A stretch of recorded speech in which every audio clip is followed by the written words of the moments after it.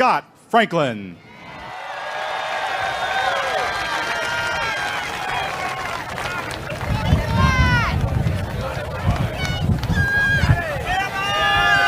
Good afternoon, Tampa Bay.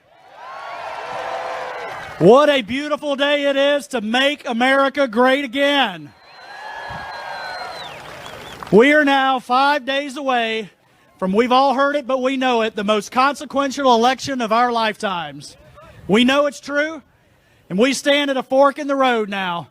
Do we want to continue down the path where we all have the freedom to pursue the American dream? Or do we want to go down the road with Nancy Pelosi and AOC and Bernie Sanders towards socialism? No. No. I had the privilege to serve in the United States Navy for 26 years.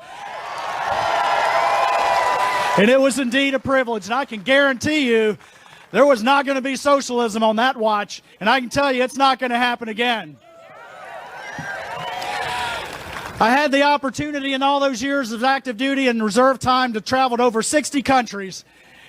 And it was great to visit other countries, but I'll tell you what, there is not a single place on this planet I would trade for the United States of America. I always call those my U.S. appreciation tours because it was always good to come home. So where we stand on the brink of a consequential election, we have that fork in the road, and that fork in the road starts right here in Tampa Bay. We all know it. The path to the White House starts right here in Tampa Bay, and our president is relying on us. He called me the night after the primary, said, Scott, that was a hell of a fight you had last night. He goes, I need you. We need fighters. I can't get 4 more years to complete the task that we've got ahead of us unless we can keep the White House. Our president needs you. He needs every vote we've got. As Vice President Pence told us in Lakeland Saturday, friends don't let friends vote alone. So if you have not voted yet, grab your friends and get them out there because every single vote counts. And it's not just at the top of the ticket, it's all the way down the line. Our governor, Governor Ron DeSantis, is the most amazing governor in the United States, right? Well, I'll tell you what, as great a governor as he is, that election a couple of years ago was far closer than it should have been. And it's because a lot of people who voted for President Trump in 2016 didn't show up in 18. We've got to have every one of them. And it's not just for the president. It's all the way down the ticket. It's even our state delegation in Florida. We need every one of those seats. We're about to go through the census, and the lines are going to be redrawn that'll determine where we vote for the next decade. Every single seat matters. Don't stop at the top. You got to go all the way down. But we're going to do everything we can to ensure that our president has 4 more years. God bless you. God bless the United States of America. Please welcome congressional candidate from District 13, Paulina Luna.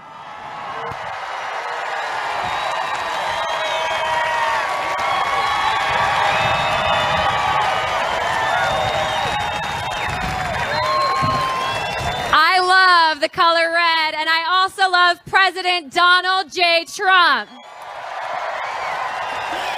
I just want to start out by saying people like myself with my story aren't supposed to exist.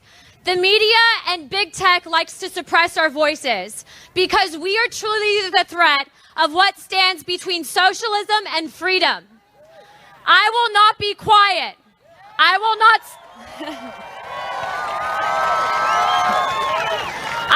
stand by and say nothing as thousands of women and children are trafficked along the U.S.-Mexico border.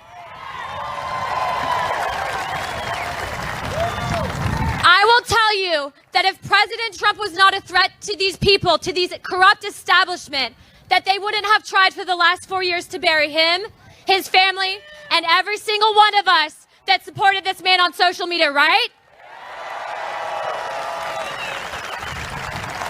We all have a decision to make, and I think we've all made that decision to know that we are on the right side of history. That we have chosen to elect a man and let the history book show that we chose a man that stood in the face of opposition, that stood between those that would wish socialism and destruction of this nation, that stood to stand and fight against child trafficking, that chose to stand and fight for the American people, that chose to stand and fight to tell China, America is not for sale, and neither is he.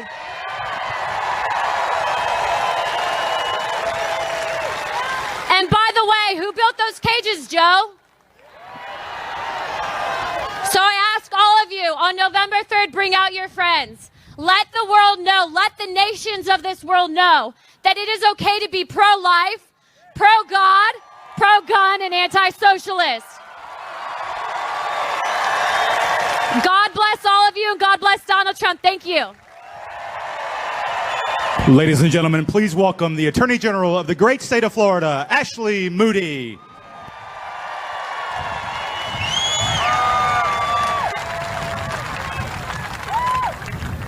What a great day! I am so proud to be with you as your Attorney General. It is such a graceful blessing that I wake up every day with the purpose of protecting Floridians, just like all our current and former men and women in uniform and the President of our United States.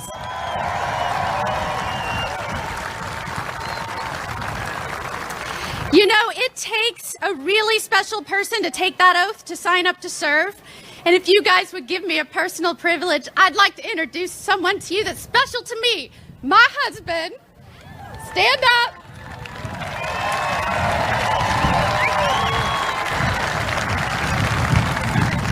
We have a little one at home, so sometimes he's not able to join me, but I'm so proud he's here today. I know people have family in law enforcement, in the military. You know the sacrifices they make when they sign up to serve. And those family members know especially how dangerous it is.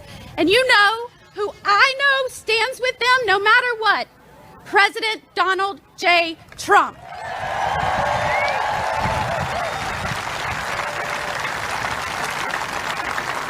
The oldest boy in our family just 2 weeks ago returned from a deployment in Afghanistan. We're so blessed to have him home. We knew while he served that we had a president that would make the tough decisions to stand by him and all those that served at his side. We knew he would make the tough calls without hesitation, and we were blessed that he was the president when our son was deployed overseas.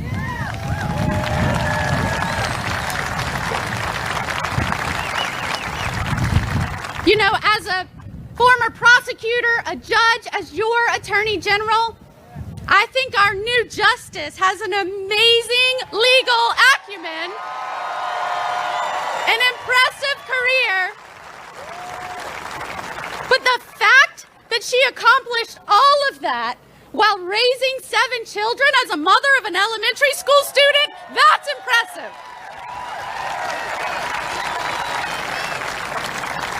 Did you see her hold up no notes when she was reciting cases in President? I said, that's a mom with a million lists, schedules, baseball practices, grocery lists, and oh yeah, who's going to replace the toilet paper? That's a mom.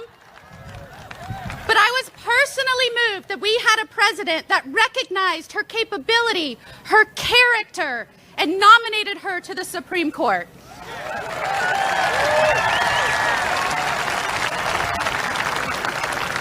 And by the way, that's the same court that the Democrats now talk about packing. Packing to advance a political agenda. It's dangerous and it's a warning sign. Changing our government structures to advance policies and political agendas is what happens in countries like Venezuela that spiral into socialism. And socialism always goes like this. We take a little bit of freedom and a little bit of money for what seems like a good reason. Then we take a lot more freedom and a lot more money for maybe not so good reasons. And then we take it all for no reason at all. That's socialism. And that's where the Democrats are taking us. We need a president that will make the tough calls, that will stand strong, that will say what needs to be said, despite personal attacks, character assassinations, will say we must defend the rule of law and the men and women in uniform. We must defend our Constitution because that's what this country is built on.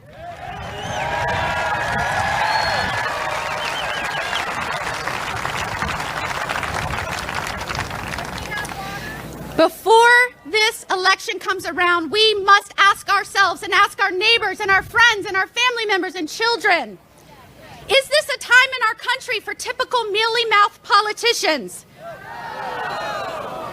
Joe Biden sat for almost 100 days before he spoke up as our cities burned, our businesses were torched. The media had to beg him to speak up. He hesitated. He didn't want to go in and take a chance and go after Osama bin Laden. He didn't want to block the borders from China. He didn't want to go against international trade agreements or agreements that disadvantage our country. The only thing that Joe Biden has done has questioned the decision of other leaders. That is not what we need at this point in our history. We don't need someone who changes what they stand for from day to day or forgets what they stand for from day to day.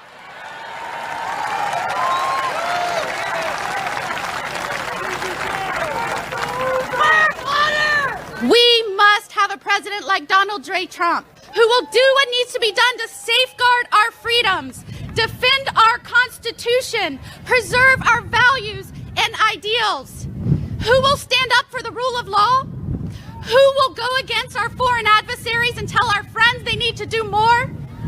Donald J. Trump, you know the answer, I know the answer, let's convince Florida of that answer. Thanks for supporting our president. My family thanks you. Keep America great. Please welcome Congressman Gus Bilirakis.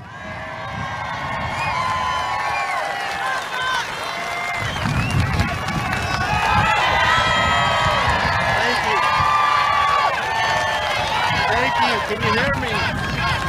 All right. Well, you might not be able to see me, but as long as you can hear me, because I've got some great things to say. Good afternoon and welcome. What a great crowd. What a great country we live in. It's true. It's pretty amazing. It's an amazing day when you get to spend it with the President of the United States. What do you think? My name is Gus Bilirakis, and I support Donald J. Trump for 4 more years.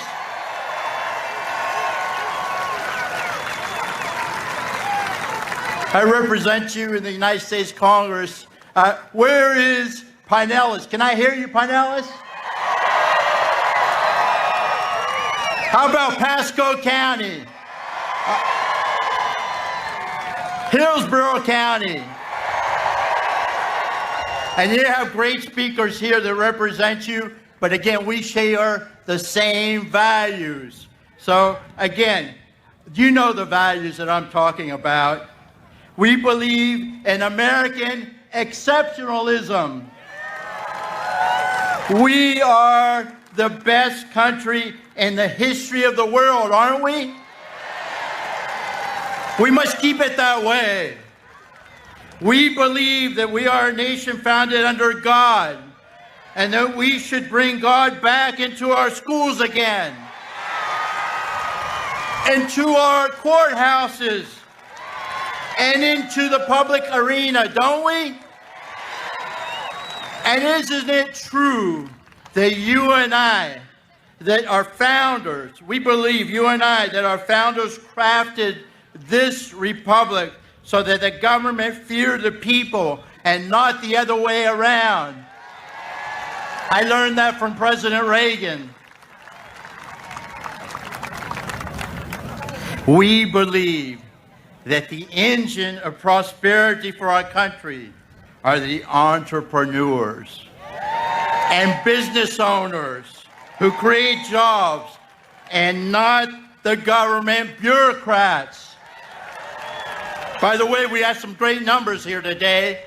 Our GDP for the quarter, amazing 33.1% under our great president, Donald J. Trump.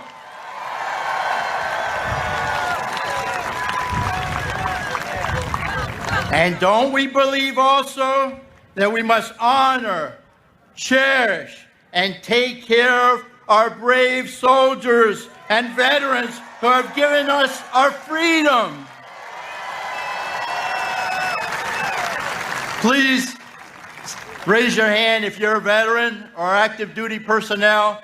Thank you for your service. You are my top priority, and I know the president's top priority. That's why we need 4 more years to take care of you, because you've earned it. Folks, you have earned it, and we love you.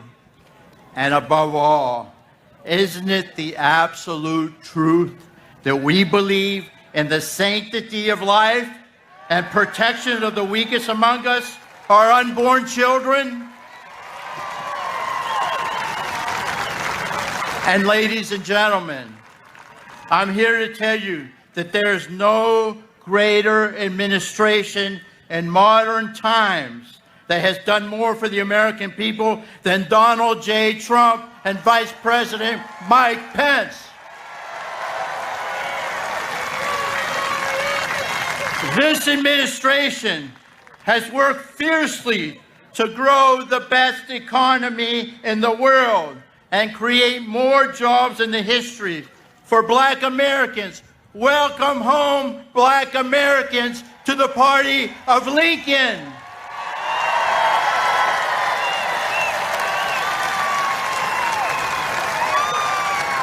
And welcome home, Hispanic Americans, who know what it's like on the other side and do not want to go back. They were in great countries, but their economies, like Venezuela, folks, in 20 years. You see what happened to Venezuela with socialist policies? That will never happen in the United States of America as far as we're concerned. Donald J. Trump has done more for Asian Americans and women and all of us, and we will do it again. The best is yet to come. This administration made it a priority, as I said before, to give our veterans the honor and dignity they deserve. And as a former chairman, vice chairman of the Veterans Affairs Committee in the House, I could not be more proud to work with the White House to bring relief to our heroes, our great American heroes.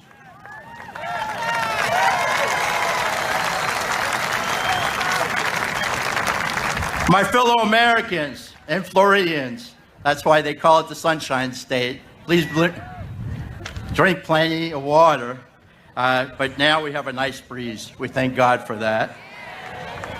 This administration has made it a priority to celebrate and honor our law enforcement officers and first responders who willingly and literally, they're putting their lives on the line for each and every one of us every single day. Let's hear it for our law enforcement officers.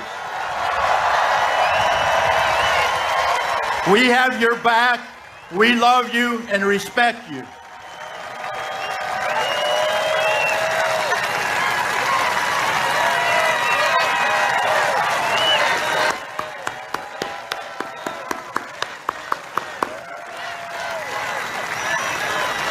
Back the blue. Back the blue. Back the blue. We love you. And ladies and gentlemen, thank God for this administration. It's made its priority, one of its top priorities, to appoint conservative constitutionalists on the United States Supreme Court, like Justice Amy Coney Barrett. As our AG said, as our AG put it, she is the greatest. She is amazing. We are so proud of her, and we are so proud of our president for nominating Amy. Can you imagine, ladies and gentlemen, can you imagine Joe Biden appointing leftist judges who will destroy the rule of law? We cannot let that happen. We cannot let that happen. And can you imagine a Biden-Harris administration that will try to keep our churches and our schools closed? We will not let this happen. We will not let this happen. And ladies and gentlemen, I'm here to tell you that if we don't fight like our lives depend upon it, we could be in a position where socialism becomes our new reality. Is that what we want? Hell no, we don't. Well then, can we no longer be the silent majority? We must not be the silent majority. We must become the loud and proud majority.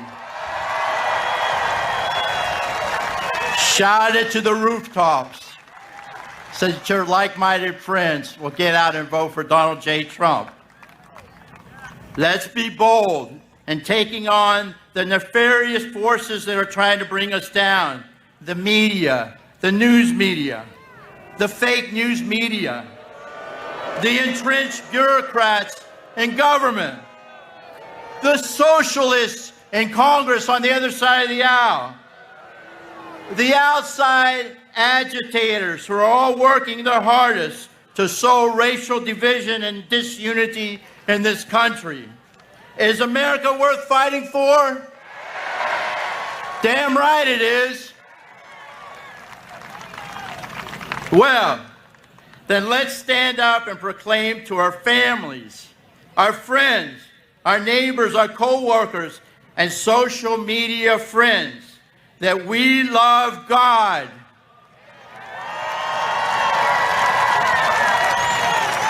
We love our Constitution. And we love our flag. And the values this country was founded upon. Life, liberty, and the pursuit of happiness. Nothing is guaranteed in this country. You have to work hard to get it. We truly are one nation under God, and it's through His protection and the people of faith in this administration that the United States of America will continue to prosper.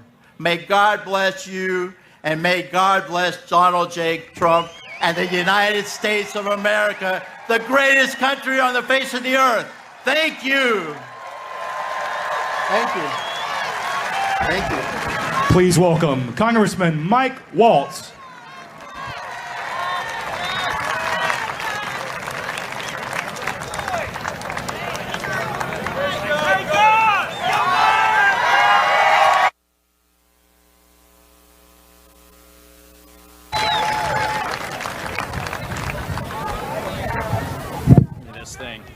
Give me this thing.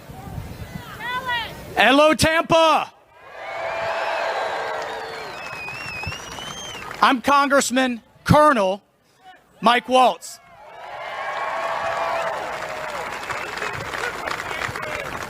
I stand before you proudly as the first Green Beret ever elected to Congress.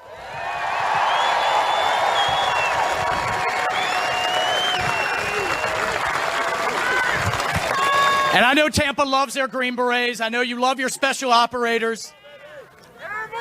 Airborne. I love MacDill Air Force Base. I've deployed out there more times than I count. And I know you love your Tampa Bay Bucks.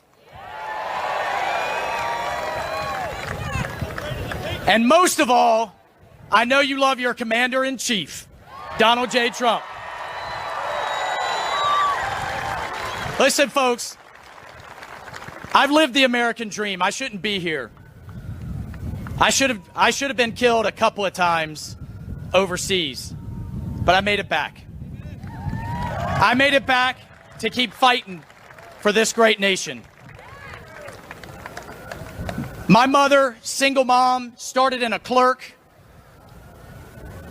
climbed her way forward, fought her way forward, took her 15 years to get through night school and weekends, so that she could pave the way for me to get my butt kicked in military school, but only for 4. We graduated the same year.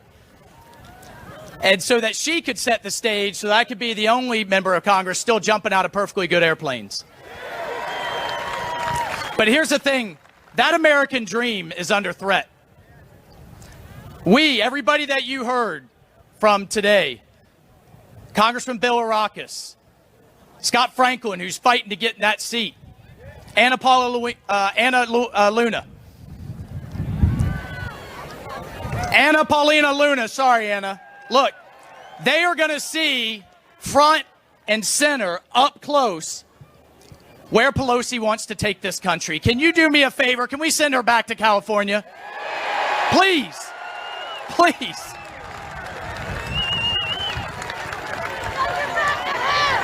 They don't just believe that America's a nation that needs to be improved or needs to be reformed. They believe it needs to be torn down to its studs and rebuilt in their image, right? We can't let that happen. We're going to let them go. Get on out.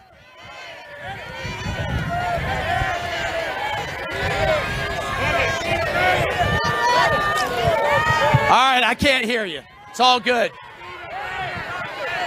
Anna Bennett.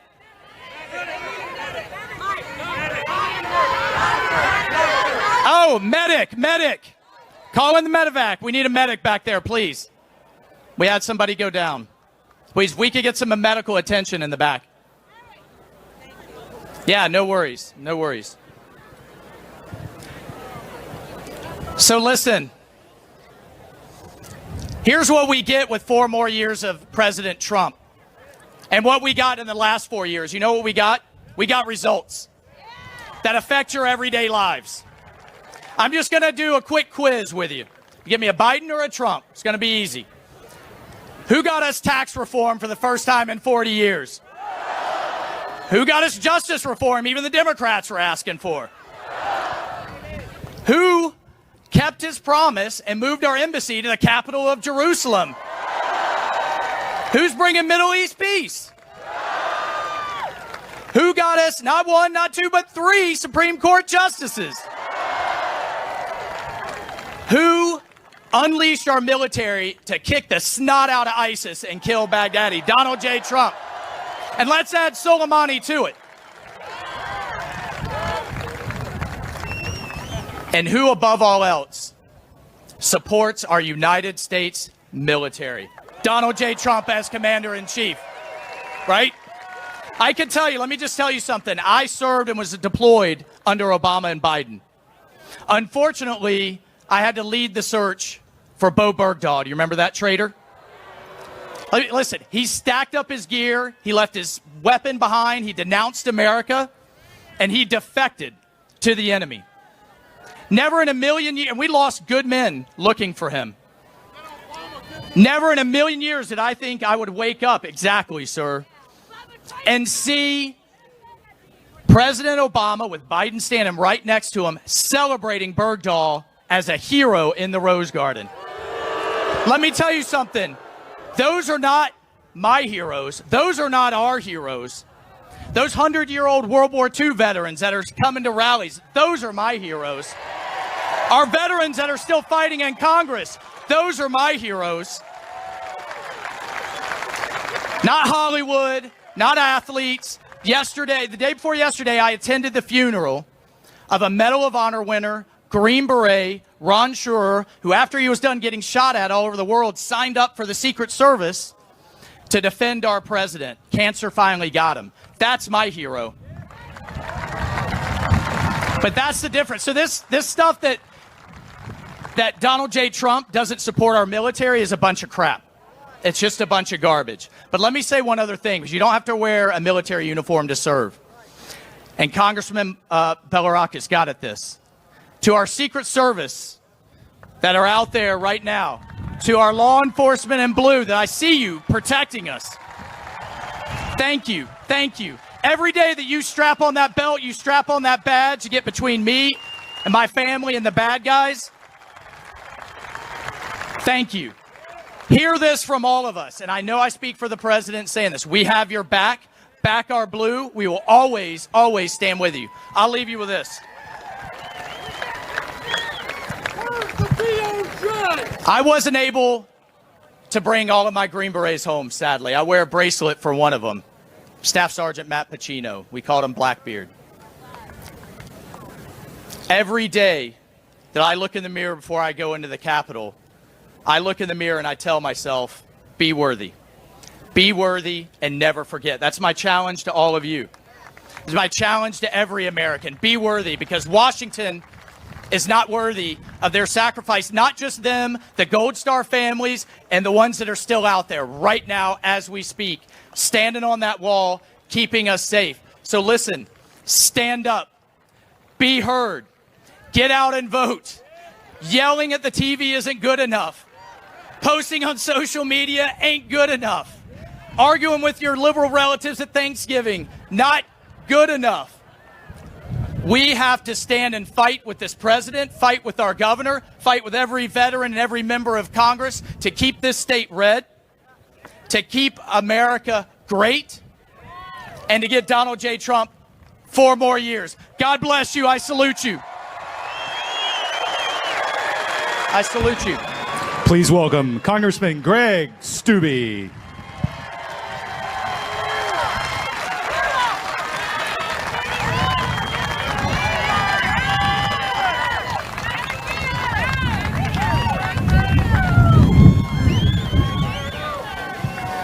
Good afternoon, Tampa.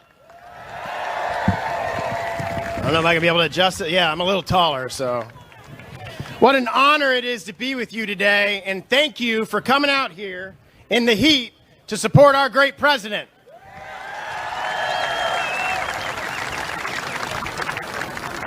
The stakes for this election have never been higher, and the differences between the two candidates never greater. Let's just talk about the economy quickly. President Trump passed the largest tax cut and the only tax cut in the last 30 years. He gave tax relief to 82% of middle-class family. Historical unemployment numbers. He had the highest unemployment numbers with Hispanics and African Americans in the history of our country. He repealed the Obamacare individual mandate. And Biden would do the complete opposite. He's already said that he's going to raise your taxes by $4 trillion. We only take in $3.5 trillion a year, America, so he's going to double your taxes. That's not even including the Green New Deal, Medicare for All, and all of the other programs that they want to bring in. And that is not the direction that this country should go. Now let's talk about immigration. I had the privilege to be with the president down in Fort Myers 2 weeks ago, and he said that we have built, and he has built, more than 400 miles of wall on the border.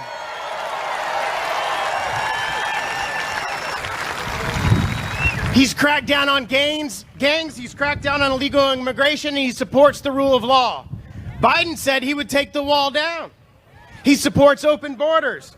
He's openly supported amnesty in the last debate. And he would give free lawyers and free health care to illegal immigrants. I sat on the Judiciary Committee, and I voted against a bill, this bill already passed, that would give illegal immigrants who illegally cross the border free health care within 7 hours of coming across the border, while our veterans have to wait 30 to 60 days to get an appointment. That's not the direction that Donald Trump will take this country. And Biden would do all of this while defunding the police department. Harris alone has said and likened the ICE to the KKK. They would defund the police departments, and look what's happening in New York City and Philadelphia and these other cities. What did they think was going to happen? Well, we support our law enforcement, and we back the blue.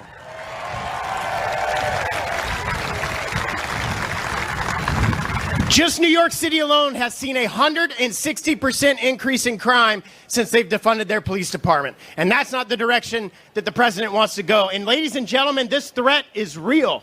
The last bill that we voted on, the COVID relief bill that Speaker Pelosi made us vote on, defunded our law enforcement by $600 million. We cannot let this happen. We have to stand with our president. We have to stand with law enforcement. I need each and every one of you to support us, to support the team you've heard up here today, and give Speaker Pelosi her walking papers.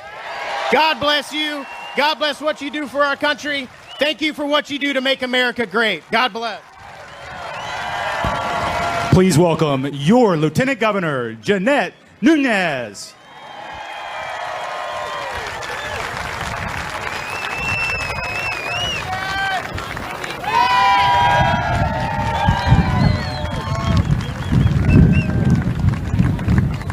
Hello, Tampa Bay. How are y'all doing? I am honored and privileged to be your Lieutenant Governor and the National Co-Chair of Latinos for Trump. And it's great to be here at Raymond James Stadium, and I'm going to let you in on a little secret. I was born and raised in Miami, a long-suffering Dolphins fan, but I am now a Bucs fan. I think you all got a new quarterback, Tom something or other, is that right? Well, it's great to have the GOAT living here in Florida, but let's talk about another GOAT, President Donald J. Trump. This is the most important election of our lifetime, and I say that not as the daughter of immigrants who knows firsthand the ills of socialism and communism, but as the proud mother of 3 amazing children, 2 of which are voting for the first time in this presidential election. And you don't have to ask me who they're voting for because I raised them right, and they are supporting our President Donald Trump. And they support President Trump because they know President Trump supports them. And President Trump supports Florida. He has brought billions of relief for Florida's families, for Florida's workers, for Florida's businesses. And we need to reward President Trump and support him. The choice could not be more clear. Do we want to elect the most radical ticket in the history of America? Do we want to elect people that are going to defund the police? Do we want our nation to crumble under higher taxes, less freedom, more regulation? That's right, we sure don't. We want a president that supports democracy and freedom and American prosperity. We want a president that supports our men and women in law enforcement and our first responders and our military. We want a president that's going to keep America great. This president is a winner. He is winning on jobs, on the economy, on trade, for our military. He is winning for the American people. Who's tired of winning?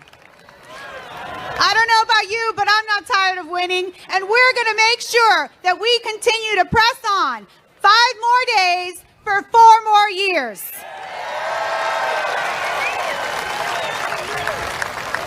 And just down the way is an early voting site. And we need you to take 4 voters with you to vote early. Make sure we deliver Florida for President Trump. Governor DeSantis is working hard. I'm working hard. And we're not going to stop till November 3rd.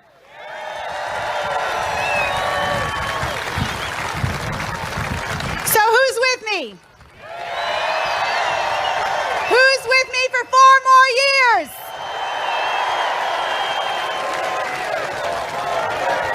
4 more years.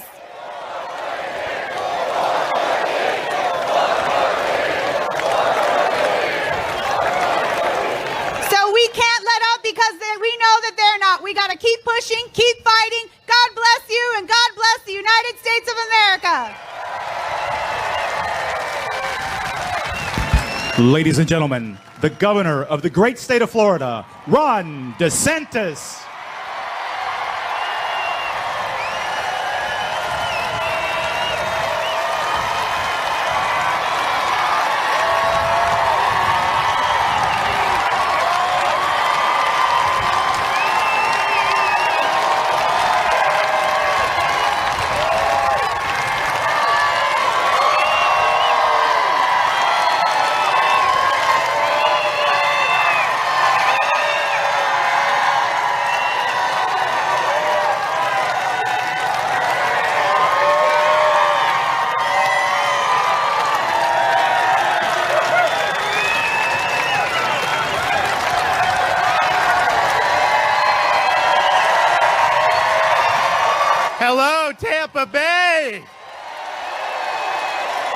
We gonna deliver a red wave on Tuesday or what? I didn't quite hear that. Well, I look forward to it, and also look forward to being back here in February when we see a pewter wave win the Super Bowl. But first things first. Well, thank you all for coming out. We got a lot of work to do. I think things are going very well. Although I will tell you, I was just given a CNN poll that has Biden 98 and Trump 2. CNN poll.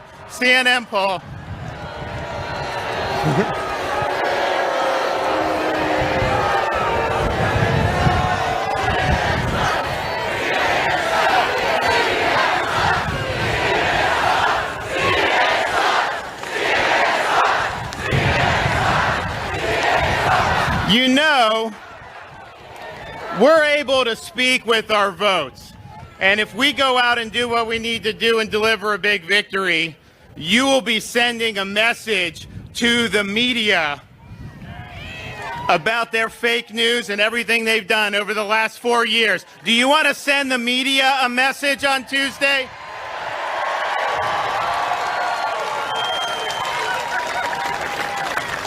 You know, I think these last few weeks have been very instructive. We see a president who is vigorous. He is running around this country. I am half his age. I can't keep up with the guy. He beat COVID. He's signing, getting more Middle East peace, put Supreme Court justice, all these other things.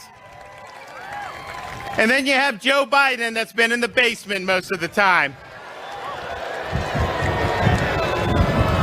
Doesn't come out, doesn't really have a good sense of what's going on. I honestly believe, if you've listened to some of the comments he's made lately, I think he thinks he's running for the U.S. Senate against George Bush. But I can tell you, as president, we need somebody who's going to be a man of action, somebody that's high energy, not low energy. Somebody that's going to be out in front getting things done for the American people, not somebody that's going to be hiding in the White House residence and letting Kamala Harris run the country. So it seems to me the choice is pretty clear on this one. So what do you think? Do you want Biden or Trump? I think we saw, and you talk about energy, on Monday, the president, I think, did 3 campaign stops. And I was tired just watching it on TV. And then I went back, and my wife and I are at home, and we put on the TV, and he's doing another event at the White House with our new Supreme Court Justice, Amy Coney Barrett.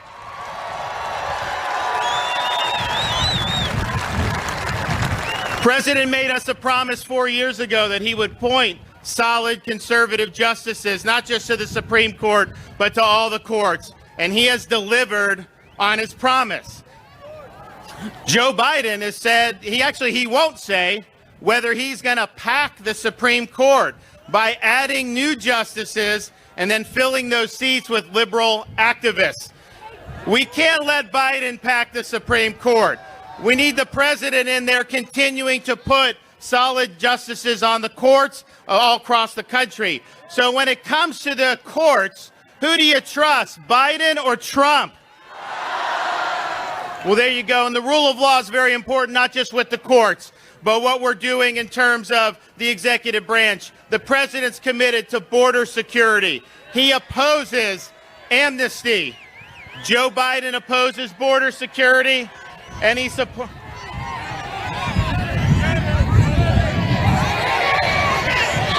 Doctor, do we have a doctor in the house? Medical personnel right over there. I honestly thought it was a protester, so I apologize for that. Right over there. Can we get someone over there?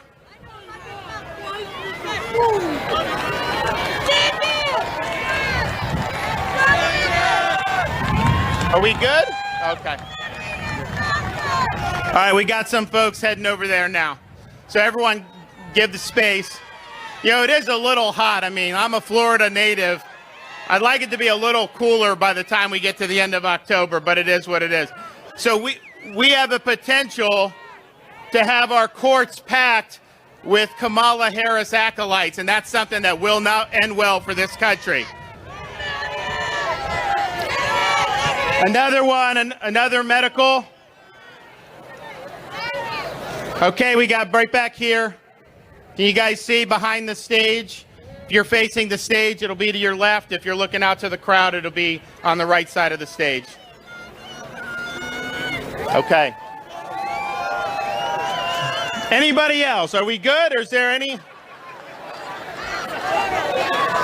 It's hot. Are we good? Okay. So here's the thing. Border security is on the ballot. Biden opposes the wall. He opposes border security. He basically just wants people to come in illegally, not going to stop them, and supports the biggest amnesty in American history. That is not going to end well for the country. So when it comes to the border and it comes to fighting illegal immigration, do you want Biden or do you want Trump? Thought so. Law and order also means we cannot have cities in this country falling to pieces because of looting and rioting. And when we had that in June, Joe Biden was silent as a lot of these cities were down in flames. Many of the people on his campaign were donating to bail the rioters out of prison after they had looted or after they had destroyed property. That's unacceptable. The president is supported by every law enforcement organization. Joe Biden's not supported by anybody in law enforcement because he hasn't stood by law enforcement when it counts. And you look in Florida, when we had this going on in June, I immediately called up the National Guard. I said, it's not going to happen here.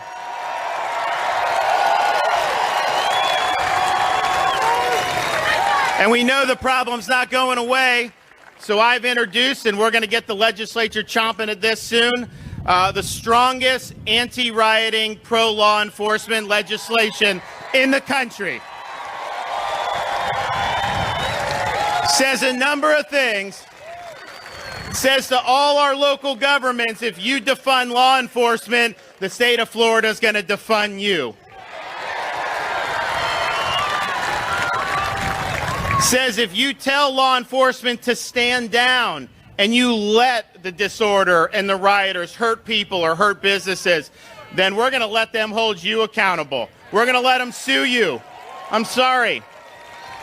And then finally, we're going to actually have good, strong, mandatory penalties. If you look at places like Portland, they arrest these people. They take their mugshot, and they put them right back out in circulation, and they do it the same thing the next day. That's unacceptable. Here in Florida, if you loot, you're going to jail.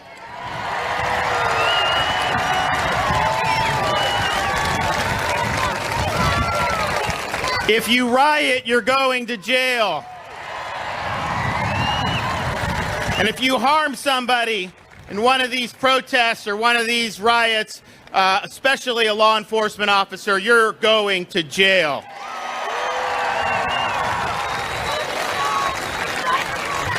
So I need a president, we need a president who's going to stand on that wall with us. And I think the choice in this is clear, but I don't know. What do you think? Who would be better for law enforcement, Biden or Trump? Okay. We also saw that last debate, a very sharp contrast about how we handle our economy going forward in light of COVID-19. And Joe Biden has been very clear. If some bureaucrat walks into the Oval Office and tells them to shut down the country, he would shut down and lock down our country. And that cannot happen. We cannot have the Biden vision, which is kids not being in school, businesses being shuttered, and people without opportunities. And if you look around the country, Florida, we have 5 of the 10 most populous school districts. All 5 have in-person schooling in the state of Florida. And in fact, all 67 of our counties have it, all our charter schools have it, and all our private schools have it. A lot of in-person schooling going on in New York City? Not much. How about Los Angeles, San Francisco, Chicago? No, they're not. they are flushing the futures of these kids down the drain because of politics and the pursuit of power. That is a disgrace, and we cannot let that happen across our country.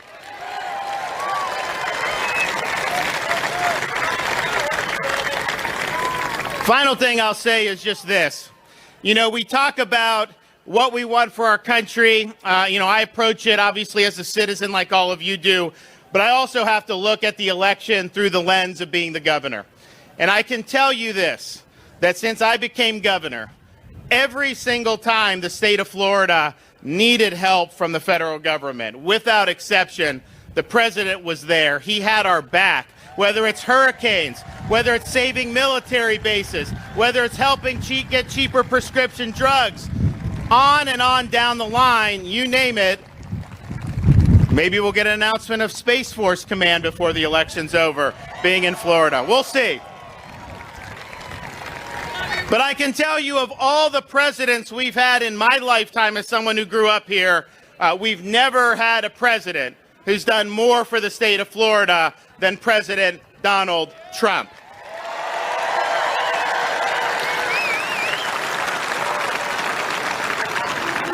So my questions for you, are you going to do all you can to storm the polls between now and Tuesday to make your voice heard?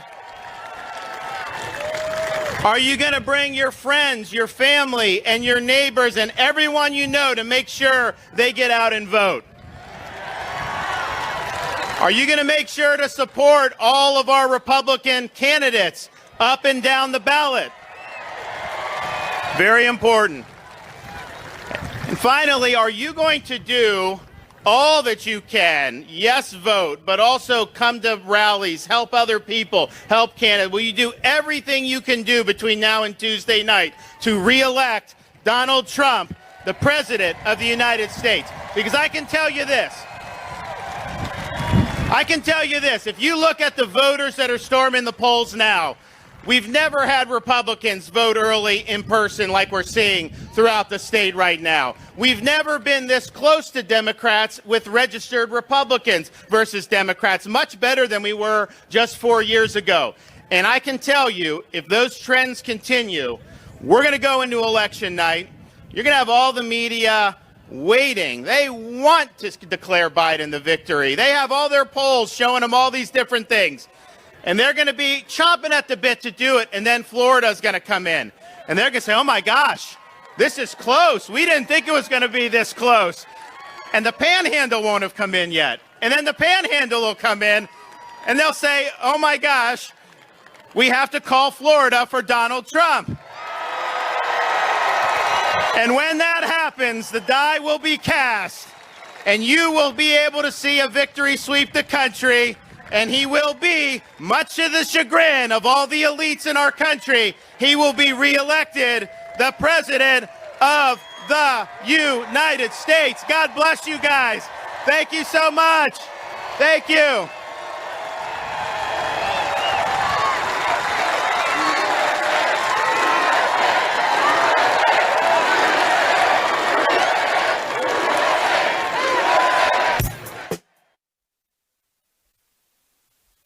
All right, ladies and gentlemen, welcome back. I want to thank you for tuning in with us at Right Side Broadcasting. We just had the opportunity to hear from a number of guest speakers, including our great governor, Ron DeSantis, the best governor in the United States of America. I'm so proud to be a Floridian, knowing that my vote cast elected him governor. Now, guys, I do want to tell you about our partner for the day. Our partner for the day is My Patriot Supply. With only days until the election, now is the time to prepare, and My Patriot Supply is back with a great offer for today only. Save $30 on their most popular one-week food kit. It comes in the super cool ammo can and contains breakfast, lunch, and dinners that last up to 25 years. But you can only get it when you go to the special website, prepare2020.com. If you think about it, when an emergency strikes, the first impulse is to run to the grocery store. But in today's volatile world, you'll likely end up with chaos and empty shelves. Storing food in your home is a great way to protect your family in case of natural disasters or civil unrest. See Philadelphia and see the Gulf Coast right now, for examples. If 2020 has taught us anything, is don't get caught unprepared. Make a plan today. Go to prepare2020.com and support this great sponsor who is bringing you today's rally. Go to prepare2020.com. Again, prepare2020.com. So we're just moments away from President Trump's arrival here in Tampa, Florida, and it is a hot one, folks. It is about 90 degrees. The humidity is high, and we've had a couple medical emergencies unexpectedly pop up in the crowd. And you know, Zoe, they're probably going to blame the president for it, just like they did in Nebraska. Oh, he dropped the temperature so he could freeze his supporters. Now they're going to say President Trump turned up the temperature of the sun to fry his supporters. Zoe, what do you think about this nonsense out here? I think it's absolutely ridiculous. And of course, again, showing how ridiculous they are trying to do as much as they can, say as much as they can against the president. You see the supporters are gladly out here, gladly out here supporting the president. And of course, it's a beautiful day, it's a wonderful day. Water's provided, we have restaurants, we have all of these amenities provided. And don't believe the media when they say that these things are happening. It's not what you think it is. It's not what they think it is. But of course, they are. No matter what, they're going to try to have a negative perspective on the president and what he's doing. Again, compared to Joe Biden, I think our president is doing a great job. And his supporters, on top of that, you guys are the ones who are keeping him doing the good work that he's doing. But you guys have to stay strong. You have to stay strong. But again, I'm really proud of him. Philip, I see you here in the live chat. Anything you want to shout out? Well, first I want to thank all 69,000 people for joining Right Side Broadcasting Network. Your support means so much to us as we try to cover every single Trump rally and Trump event that we have here. I'm going to go ahead and take a moment, read through some of the chats that are here. It seems to be that there are people from other parts of the world joining us on Right Side Broadcast Network. So not only do we have domestic support, but we have global support, and we thank you very much from wherever you're joining from for being here with us on RSBN. Somebody said drink water, Tampa. There's a few people behind us while the governor was speaking who did need some assistance, so definitely if you're out in the heat, be sure to stay hydrated. They raise a good point. And we love Zoe. They love you, Zoe. President Trump is the best president ever. I think we all agree with you on that one. How long until POTUS? We're not sure of that, but stay tuned and we are going to bring you coverage as it all happens. Looks like they're adjusting the podium right now and the teleprompters, so it is only a matter of time before the president comes out. Florida is Trump country. We absolutely agree. Mike and myself are residents, and Zoe, living not too far away from the state, we believe that Florida is Trump country and the president will win Florida in a landslide. I personally believe so. MAGA 2020, red wave, absolutely. You see that in these boat parades, car parades, you name it. People are organizing for the president, and there is going to be a red wave bigger than what we saw last time. I just want to I wanted to point out how, you have fans going to these football games in brutal conditions all the time, right, because of course they're going to support something that they believe in, the sporting cause. Do you hear people having a negative perspective on this? No, they're enjoying their time. But right now, while we're actually looking behind the camera, the fire truck, they have a fire truck stationed right out here, and they're allowing it looks like a lot of the supporters to go under the water that they're shooting out here, but a fun way to stay cool. Okay, so it looks like, it's ended up being something to enjoy. Why not? Everybody seems to be having fun already. But of course, again, you cannot deny that the mainstream media are in their bias against President Trump. Again, going back to Nebraska, hearing about how these people were suffering, these people were not looked out for, these people were stranded. No, that is not the case. It was not the case. We were there, and even we saw a few supporters pull over and pick up some of the people that were walking. It was a little distance to parking and everything, but just showing that overall support. We were there, we saw it. Don't believe the lies. Thank you so much, Zoe. I want to thank every last one of you that tune in and have supported Right Side Broadcasting. It's been an incredible journey covering President Trump since 2015 when he came down that escalator. And I got to tell you guys, This is the moment we've all been waiting for. We've got just 5 days to go until the election. And your donations have allowed us to not only grow and expand, but to follow this historic campaign as President Trump is doing 2 to 3 rallies per day. And by this weekend, we anticipate it to be 5 rallies per day. And we are committed to you, the viewer, to bringing you coverage of every single one of those events. I can tell you that just between Sunday and Thursday, our expenses have exceeded $30,000. That includes camera equipment, flights, hotels, rental cars, food, gas, all those things. It is very expensive right now, and your donations go a long way to helping us get to these events.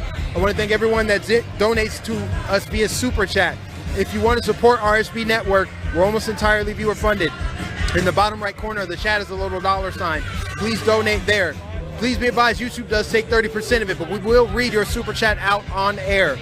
Also, if you go to rsbnetwork.com/donate, you can support us there. The third way is you can mail a check to our physical address, 1550 Opelika Road, Suite 6, Box 344, Auburn, Alabama, 36830.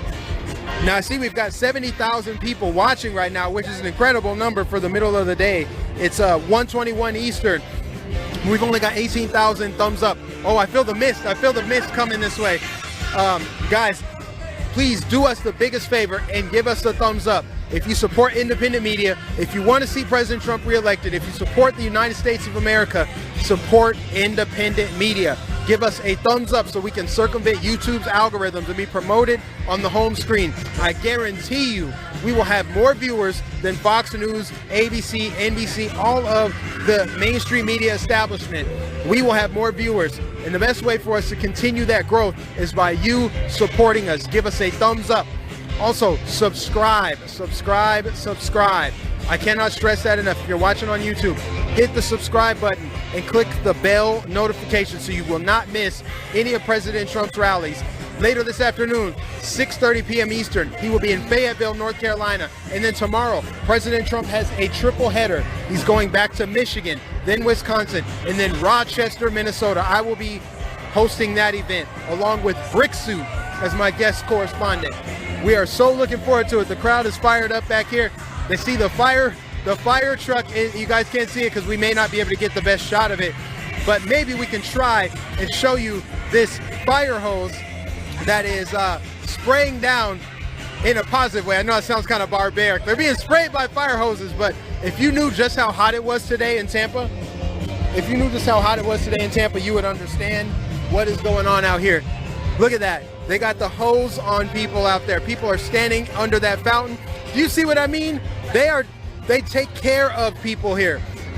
The Trump campaign takes care of his supporters, whether that be providing them hand warmers and hot chocolate for free, by the way. They're doing that for free. That stuff isn't free. That stuff costs money, right? You're getting free hot chocolate, free heaters, or in Florida, you're getting the big water fountain just splashed on you. Like, we're getting a nice mist over here.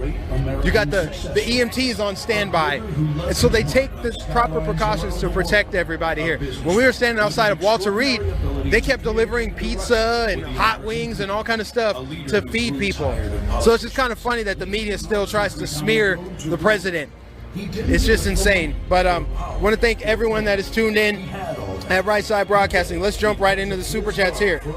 Lefty Idiot said, vote. God bless you, Lefty Idiot. We got a new member. Thank you. I can't pronounce it, but thank you for becoming a new member. We got Coach something 417. Love RSB Network and love 45 MAGA. We've got Missy Cerrone. Thank you for your super chat. Renee Van Winkle says, we love our President Trump 2020. Stuck in Arizona. Thank you for your super chat. Lorena, thank you for your super chat. Brad says, RSBN rocks and supports the greatest president ever. Wookie KS says, love your coverage, love your teams, love President Trump. Michael Chin, thank you for your super chat. Dean Nestor says, thank you guys for helping Trump get his message out.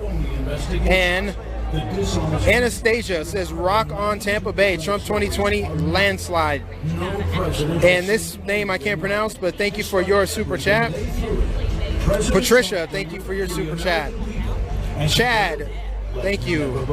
Evelyn, thank you so much. Jay Pierce Bay 1, thank you for your super chat. Sustainable Salt Mine says MAGA from the Donald Dot win. Thank you, RSBN New Jersey for Trump. Letitia, thank you for your super chat. And Donald Hoffman. Igor Jack says, I was born and raised in a small Russian town. I've experienced the horrors of a post-Soviet society firsthand. After years of paperwork and studying the language, I finally got my citizenship, and I couldn't be happier.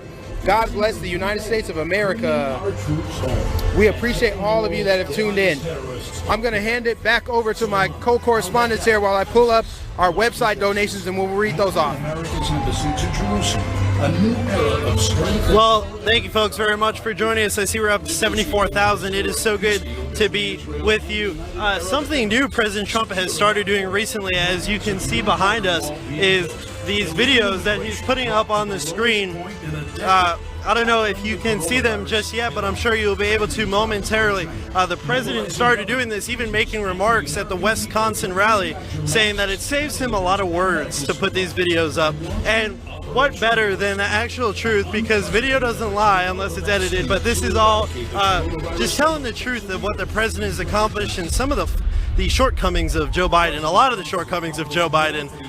So it is quite neat. I don't think we've ever seen something like this. Massive LED screens at the rallies for people to enjoy, have some entertainment before the president arrives, which truly people want to see more than they want to see these videos. But I think it's a really neat thing to do, and I wonder if we'll see this in other campaigns going forward.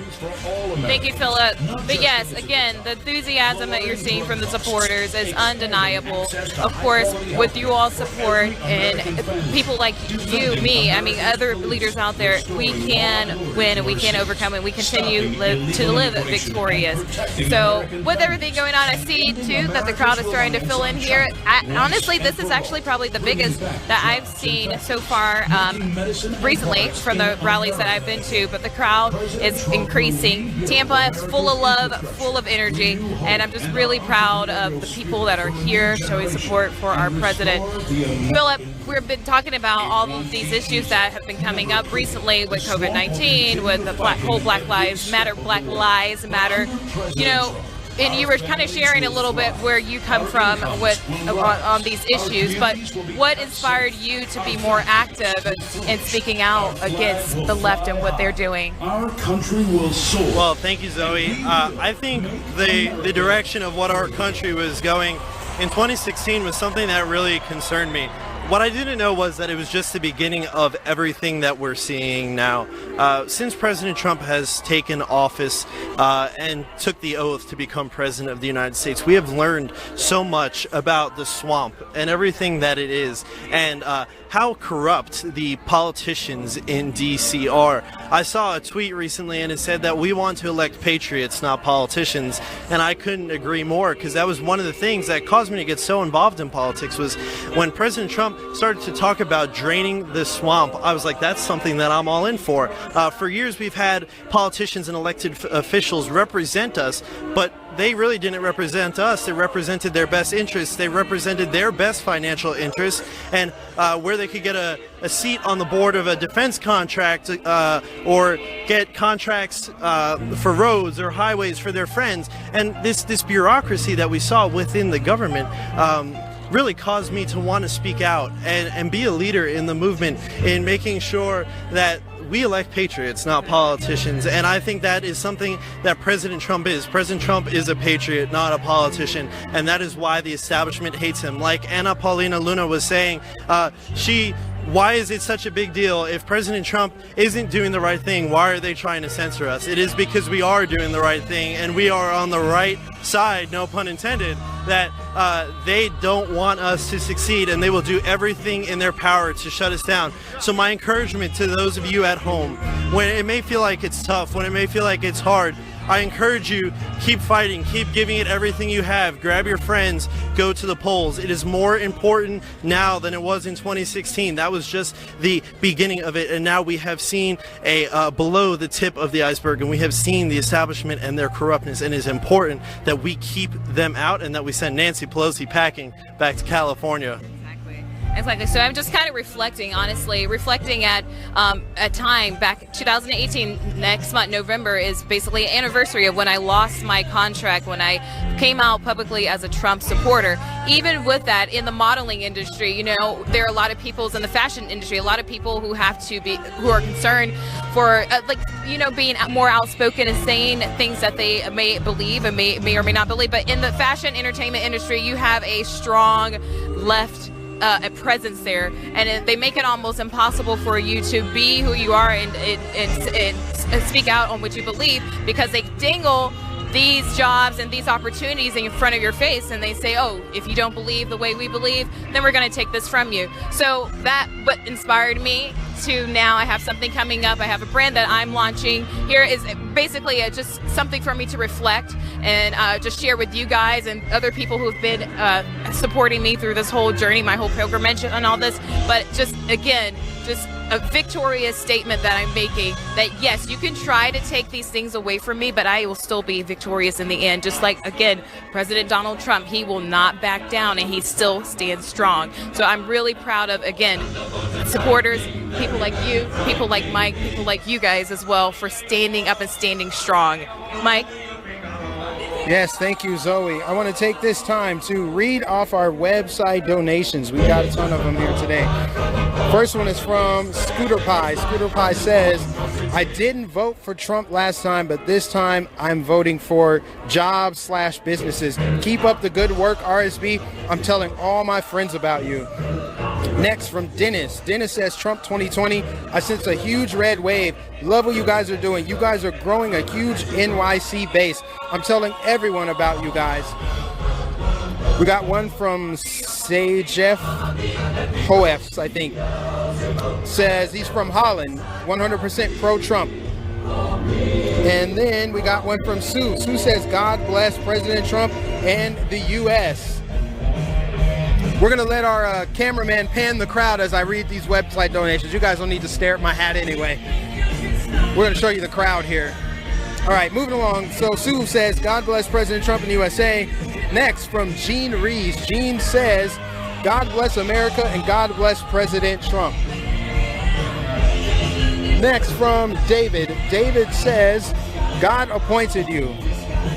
Thank you. That's high praise. Push Call says, triumphing with Trump, Indians for Trump, Trump 2020. Marianne Kathleen Norris says, we are so blessed to have such an amazing president and to have such an incredible broadcasting network like Right Side. Praying that the Lord would richly bless you guys. Let me tell you, Marianne, the Lord has blessed us. The Lord, I have a testimony. I won't even get into it right now. It would take up half the broadcast, but yes, God does not make mistakes. I am too blessed to be oppressed as a black man in America. I am just an American citizen. I'm just so grateful. God has blessed all of us to be where we are right now.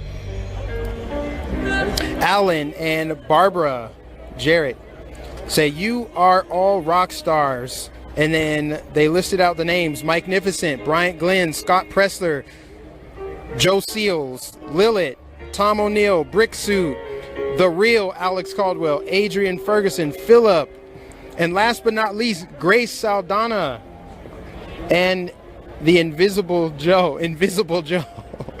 Oh, please, any names I missed, forgive me, because all of you matter. I will continue to donate the rest of this week just so I can encourage all of you. We love you, President Trump. Joe, you hear Gloria in the studio. Our CEO dances to this song in the studio. He loves Gloria.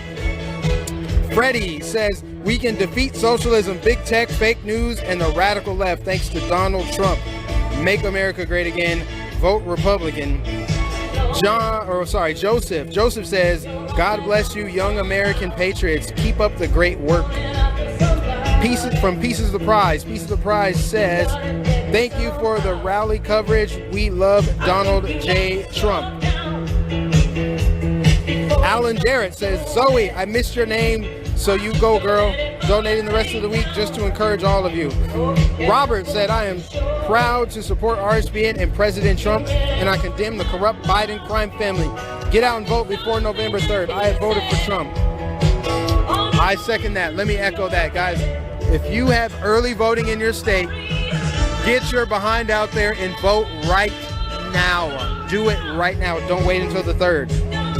Let's go into election day with the momentum, especially if you live in a swing state.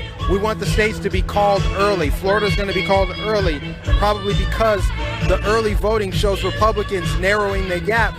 And of course, on election day, it's going to be a slam dunk for Republicans.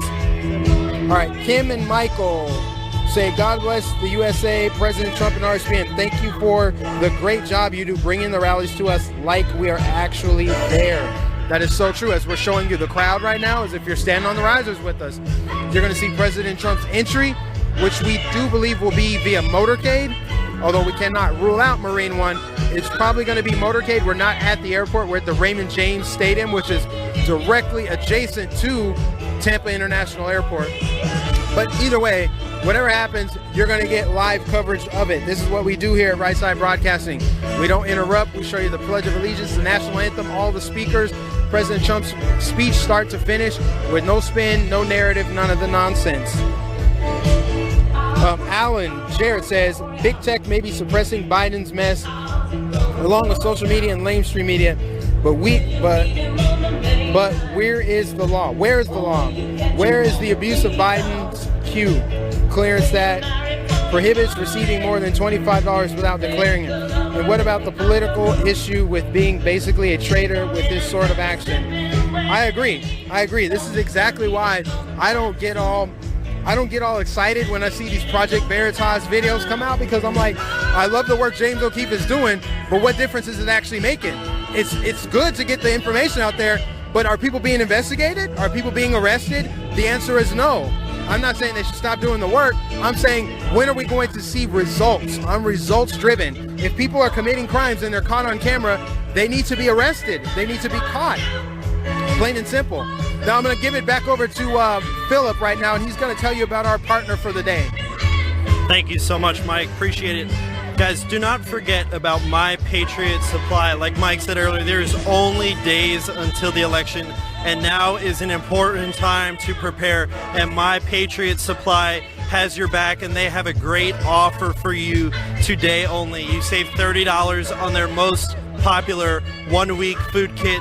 It comes in a super cool ammo container. It includes breakfast, lunches, and dinners, and it lasts up to 25 years. But you can only get it when you go to this special site, prepare2020.com. That's 2020, prepare2020.com. Think about it. In the beginning of this year, when emergency struck, our first impulse was run to the grocery store, but oftentimes the shelves were empty. And My Patriot Supply has your back, because storing food in your home is a great way to protect your family in case of a natural disaster, civil unrest, and we have seen too much of that lately, even the other night in Philadelphia. If 2020 has taught us anything, it's don't get caught unprepared. You need to make a plan today. Like I said, go to prepare2020.com. That's 2020.com. Prepare2020.com, and support this great sponsor who is bringing you today's rally and live coverage of President Trump here in Tampa, Florida.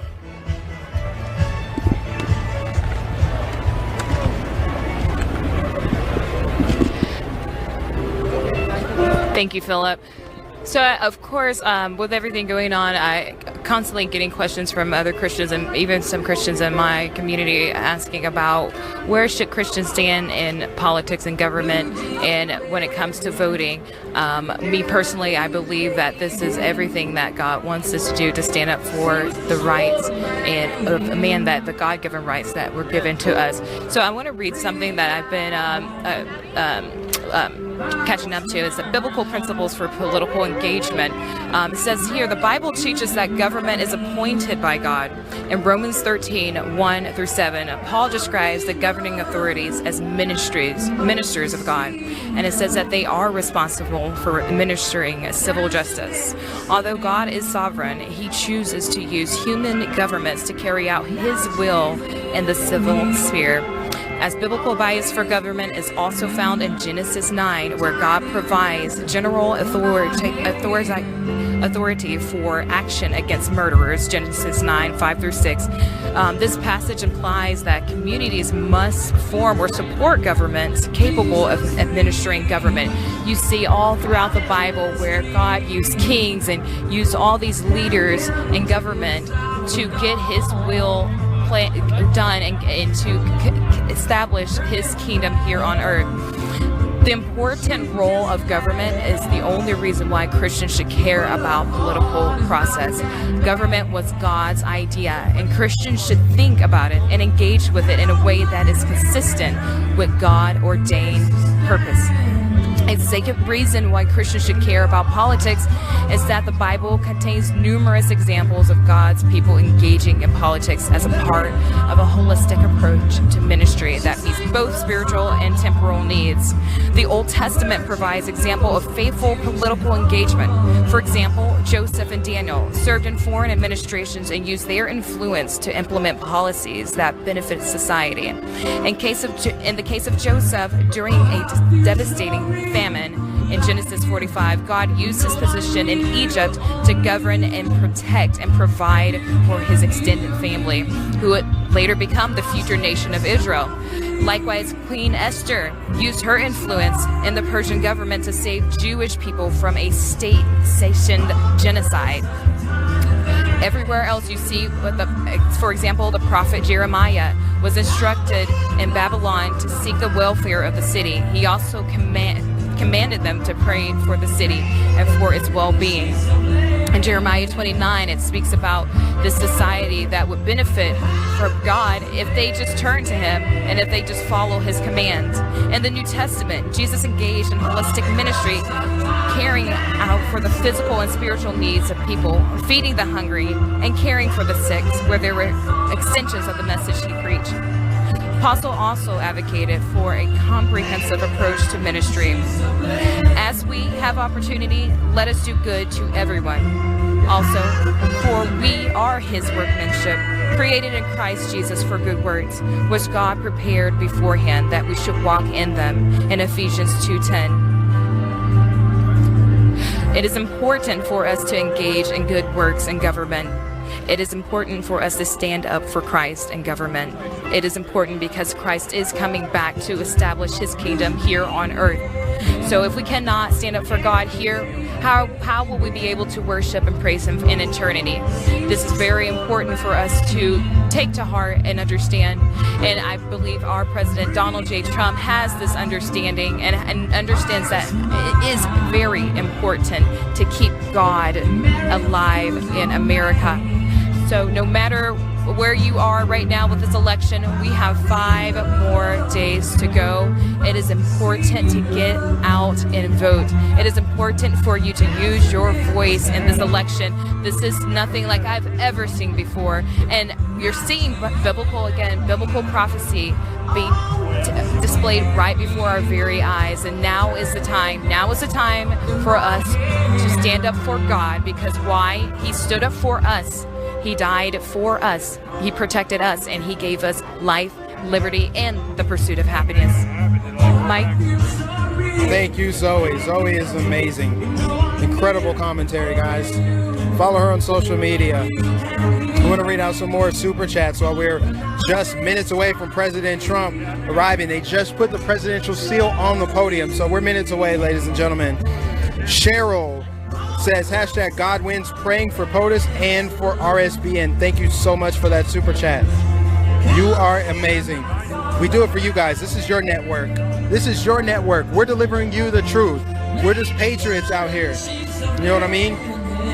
Maria says, love you, President Trump. Mike, Brick Suit, Liz, you rock. Love all of you.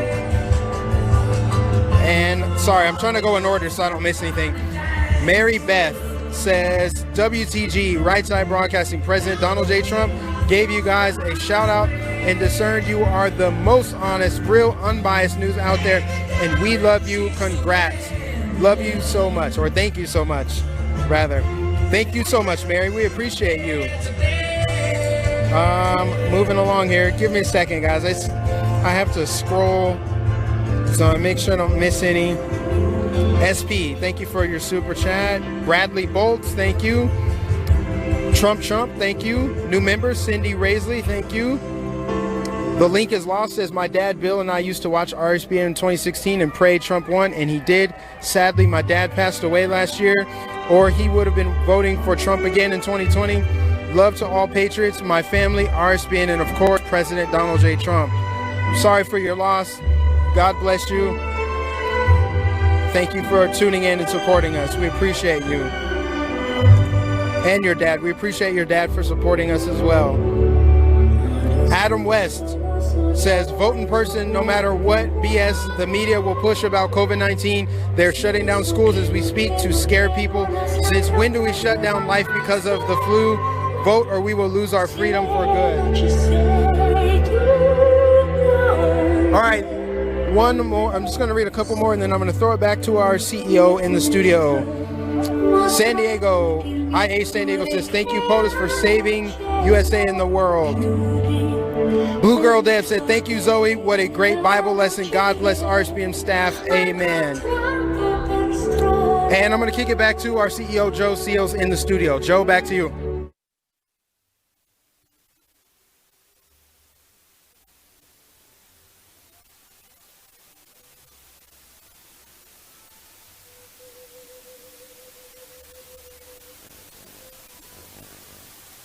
Okay, thank you, Mike, and thank you, Zoe, and thank you, Philip. Three amazing young patriots out there. They've been out on the road for a while, especially Mike. Braving the elements in different states. They're in cold climates one day and hot in the next. They don't know what's happening. Thank you to them for bringing you this coverage today. We appreciate their service here at RSBN. Working hard, and we are going to be working harder than ever before over the next 5 days. Just a quick look. Whoa, I don't know what that was. A quick look at the schedule this week so far. Now, this is just what we've got up until Saturday. We expect Sunday and Monday to be the biggest days as far as rallies are concerned, especially that last day. We expect, 5-6 rallies that last day. It's putting a strain on us, but we're making it. We're holding up. Fayetteville later today, coming up next with Liz Willis. And we got some special guests with us tonight in Fayetteville, Waterford, Michigan, Green Bay, Rochester tomorrow. Then on Saturday, it's all PA. We're going all in for the Keystone State, trying to win. That's key to President Trump's victory this year. We're going to win. We're going to win. If it's fair, we're going to win. But we have to get out and vote or we won't. Okay, so a lot of people think it's going to be a landslide. Some people don't prioritize voting in person, especially. It's so important to show that on Election Day. And so I've let all of my correspondents go home for a day to make sure they vote. If they haven't voted yet, I let them go home to vote. So thank you. Don't forget uninterrupted coverage coming up of President Trump today here in Tampa and then in Fayetteville later tonight. They spring these things on us, these rallies, at the very last minute. Sometimes, the other night we got one. I thought we had 3 released yesterday afternoon, and then yesterday evening 3 more were released. And they're only 2 days away, so it's very difficult to plan for them. But I was up till 4 a.m. last night again, booking the travel, but I got some good sleep. It wasn't a lot of sleep, but it was good sleep. I passed out, and I'm feeling okay right now. So thank you for all of you who are praying for us. We really need that right now. This next 5 days are going to be tough. We are not we don't have endless resources like mainstream media. I don't have a staff here at the office, so I'm playing producer, I'm playing graphic designer, I'm playing travel booker, I guess travel agent, and also a shrink on the side because people grow weary out on the road after weeks and weeks.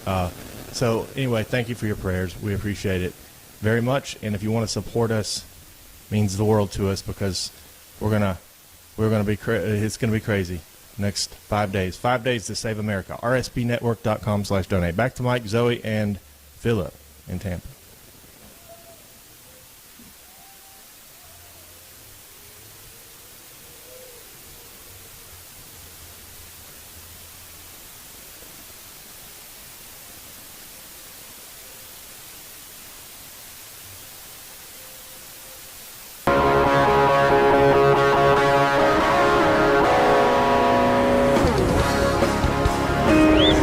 Ladies and gentlemen, welcome back. We are just moments away from President Trump's arrival here at Raymond James Stadium, where he will deliver remarks to a crowd of at least 10,000 people.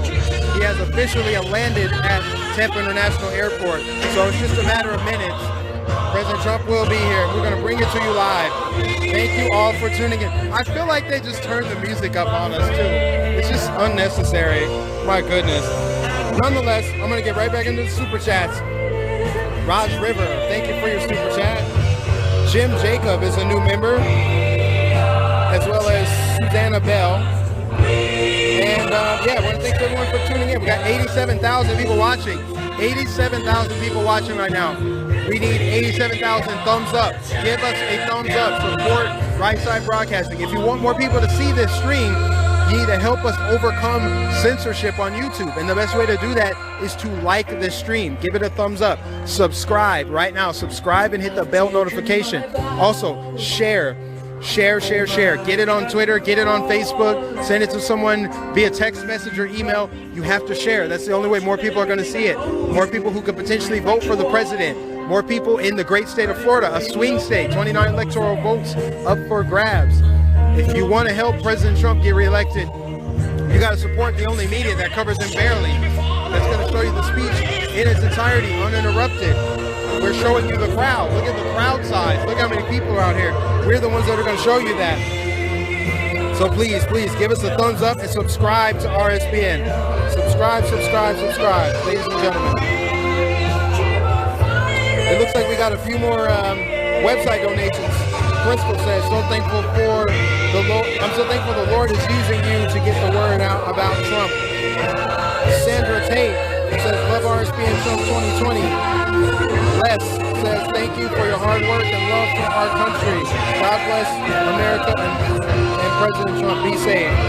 Denise for Trump says, another 4 years, Trump 2020 to save America.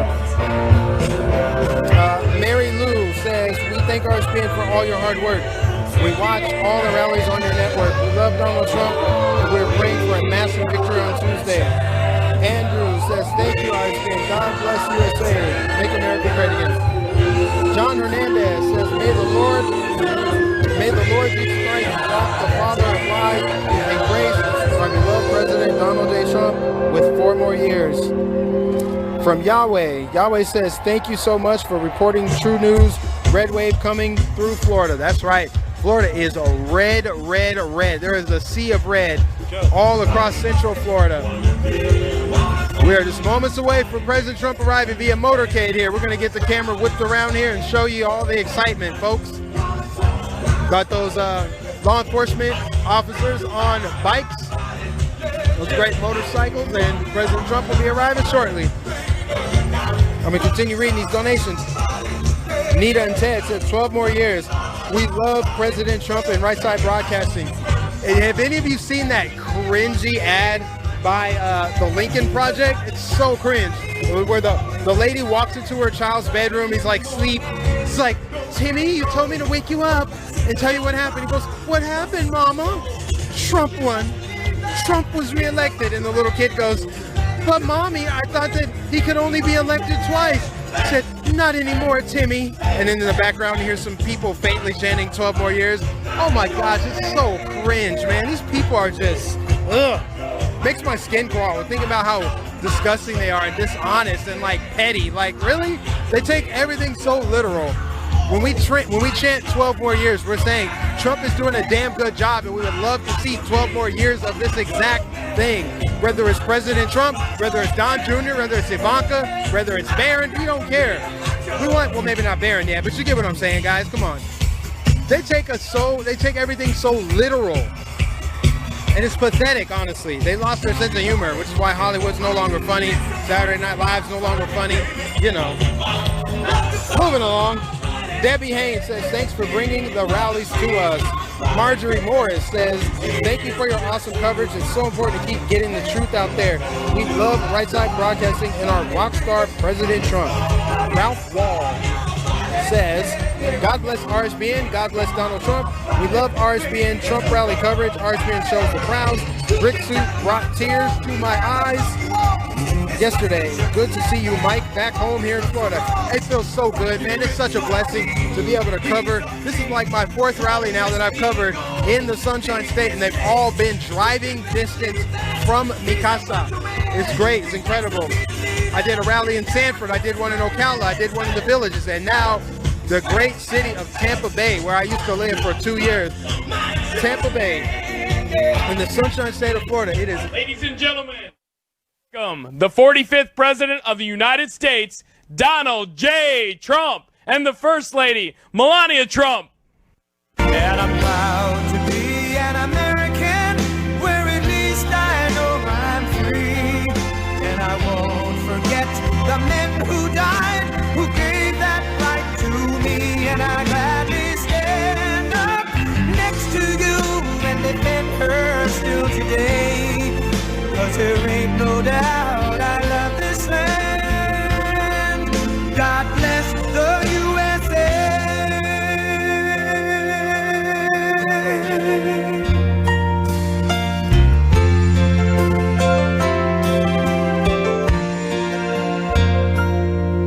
From the lakes of Minnesota to the hills of Tennessee, across the plains of Texas, from sea to shining sea, from Detroit down to Houston and New York to LA, where there's pride in every American heart, and it's time we stand and say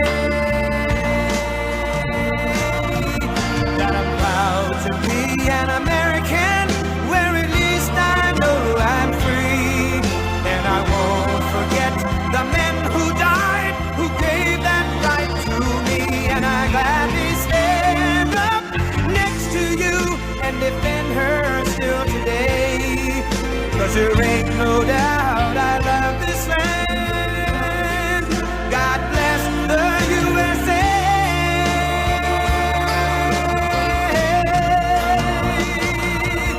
And I'm proud to be an American, where at least I know I'm free.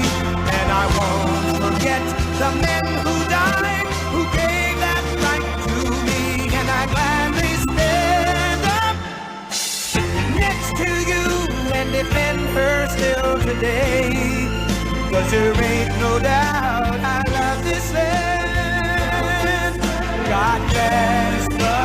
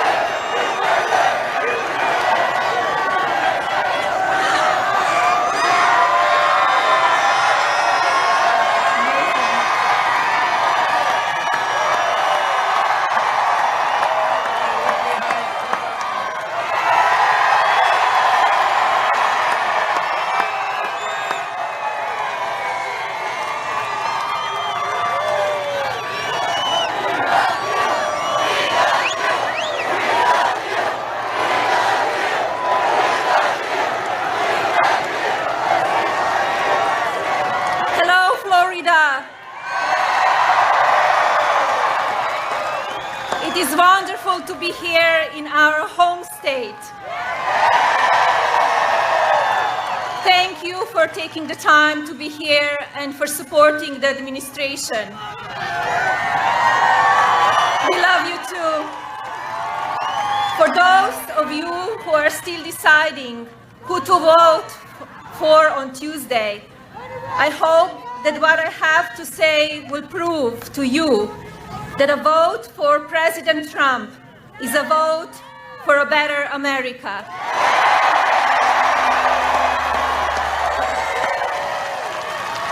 In a time when hate, negativity, and fear are the messages the media streams into our homes, and the large tech companies are protecting political censorship, we need to remember what is really important.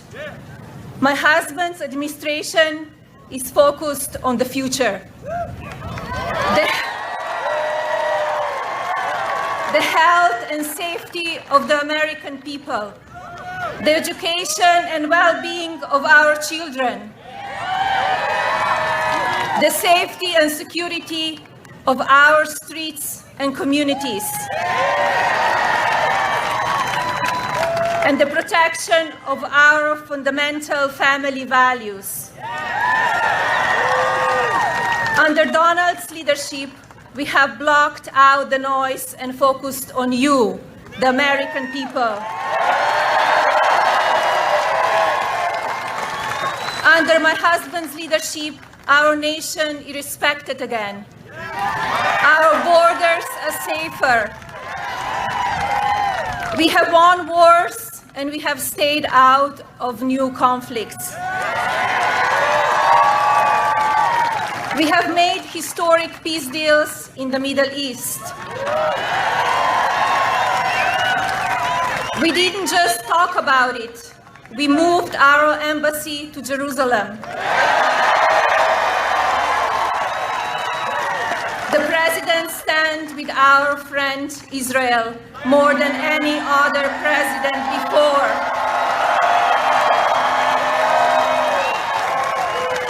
Our allies are now doing their fair share globally. Our economy soared and unemployment shrank. Our military is stronger than ever. Opportunities for women and especially working mothers expanded in our workforce. Healthcare for every citizen remains a priority for him, and as you have seen over these past years, he won't stop until he gets it done.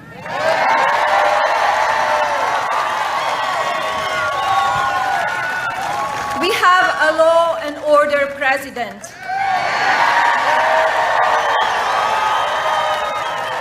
Donald fights to protect and support all our people. He also fully supports our men and women in uniform, while others are calling to defund them. We have faith in our judges and our legal system to rule justly. We respect our heritage and we condemn all hate.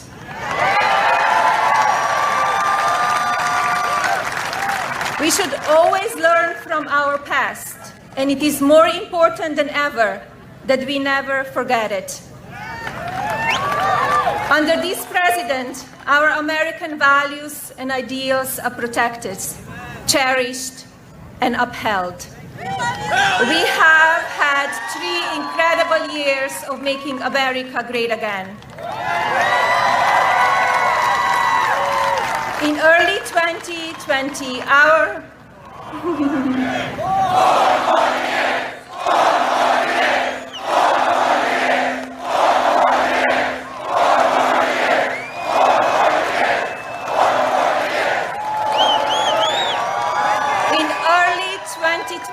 our nation began feeling the effects of a global pandemic, a virus that invaded our nation and no one really understood. Now, because of our amazing medical capabilities and resources, we are in the process of developing powerful therapeutics and vaccine. A vaccine is not a partisan issue. If you are not supporting the safe production of a vaccine, you're not supporting the health and safety of the American people. There is no room to play politics on this topic in the midst of pandemic. I want to take this moment to say thank you to the many amazing frontline workers who are with us today. Thank you for all that you are doing. You keep our most vulnerable citizens safe. Our administration fully supports you and will continue to work tirelessly to ensure that you are equipped with all the medical supplies you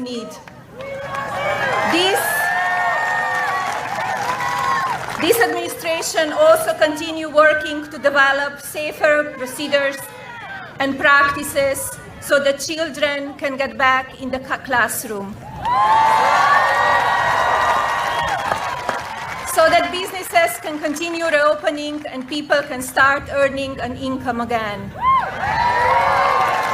This president and his team are focused on not only destroying the virus and building back the economy, they're focused on creating ways for people to safely stop isolating and start gathering with friends again on a safe distances.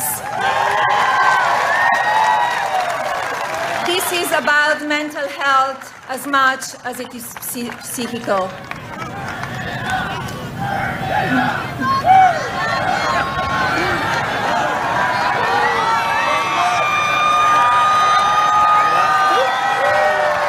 We are a country of hope, not a country of fear or weakness.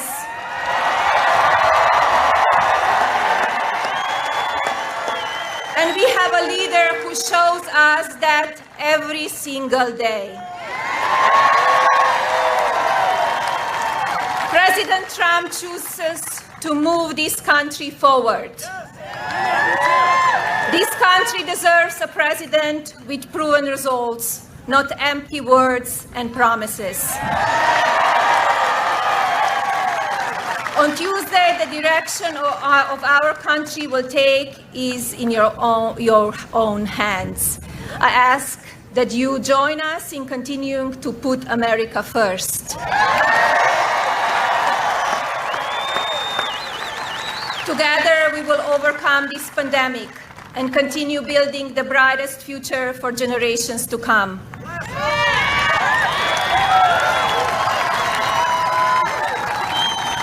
Thank you. God bless you all. God bless your families.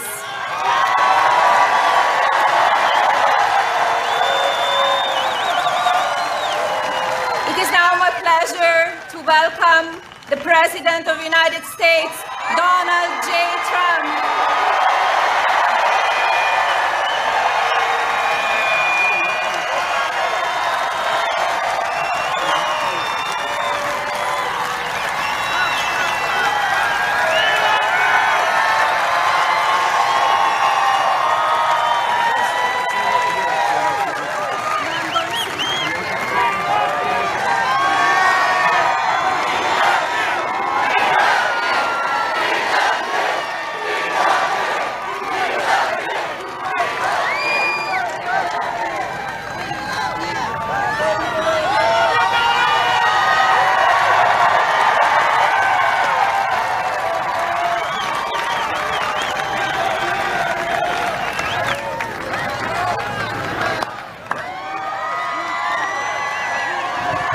Wow, thank you very much. That was a little bit of a surprise. That was a surprise. Thank you, Melania. Good job. They love our First Lady. They love our First Lady. Always have. And America is blessed to have you. Thank you very much, honey. That was good.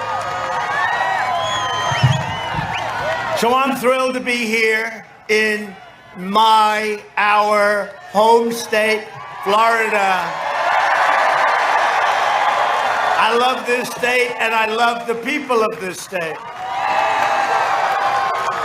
And 5 days from now, we are going to win Florida. We are going to win 4 more years in the White House. And we're going on to win a record share of the Hispanic American vote. You see what's happening? Oh, they're very concerned back there. The fake news, they are so concerned. Melania, you don't know too much about them. You've seen enough. But they are very unhappy. You know what's happening, don't you? You see what's happening? We've led Florida every single day. What's going on? This is a terrible thing for them. Actually, it's a good thing for them. They just don't know it. They haven't quite figured that out yet. No, we're doing incredibly in Florida. We're doing incredibly all over. And this isn't based on polls. This is based on fact. This is based on votes that are coming in. But you have to get out and vote. We are creating the greatest red wave in the history of our country. No, it's been amazing. We'll talk about it in a little while. I want to get some of the little introductions and introductory things out. But we have to talk about the what's going on in our country with the big tech. You know, the power of big tech? They're incredible. They're incredible. No. I heard about the power for a long time, the power of big tech. I heard about it 4 years ago. Sir, big tech is against you. They're tremendously powerful. You can't beat them. Then we had the election, we won. I said, oh, how did that happen? And the fake news media, 94% of the stories about us are negative. Think of it. Think of it. 64% of the stories about Sleepy Joe are positive. How the hell do you have a positive story about this guy? How do you have a positive story about him? This election is a choice between my plan to deliver historic, and you know what this is going to be, right? Historic. This is historic prosperity. Another major tax cut to go along with the biggest tax cut in the history of our country. And record job growth. And Joe Biden's plan is to deliver punishing lockdowns. He's going to lock you down. And Florida's all opened up. You have a great governor. Did he speak too long today or not? No? No, I watched him on the plane. I said, oh, look, there's Ron. You know, they have the little thing in the box. I said, oh, look, there's Ron. He's speaking. He looked like he was up there a long time. No? She said yes. He's a great governor. You have a great governor. He's a great guy.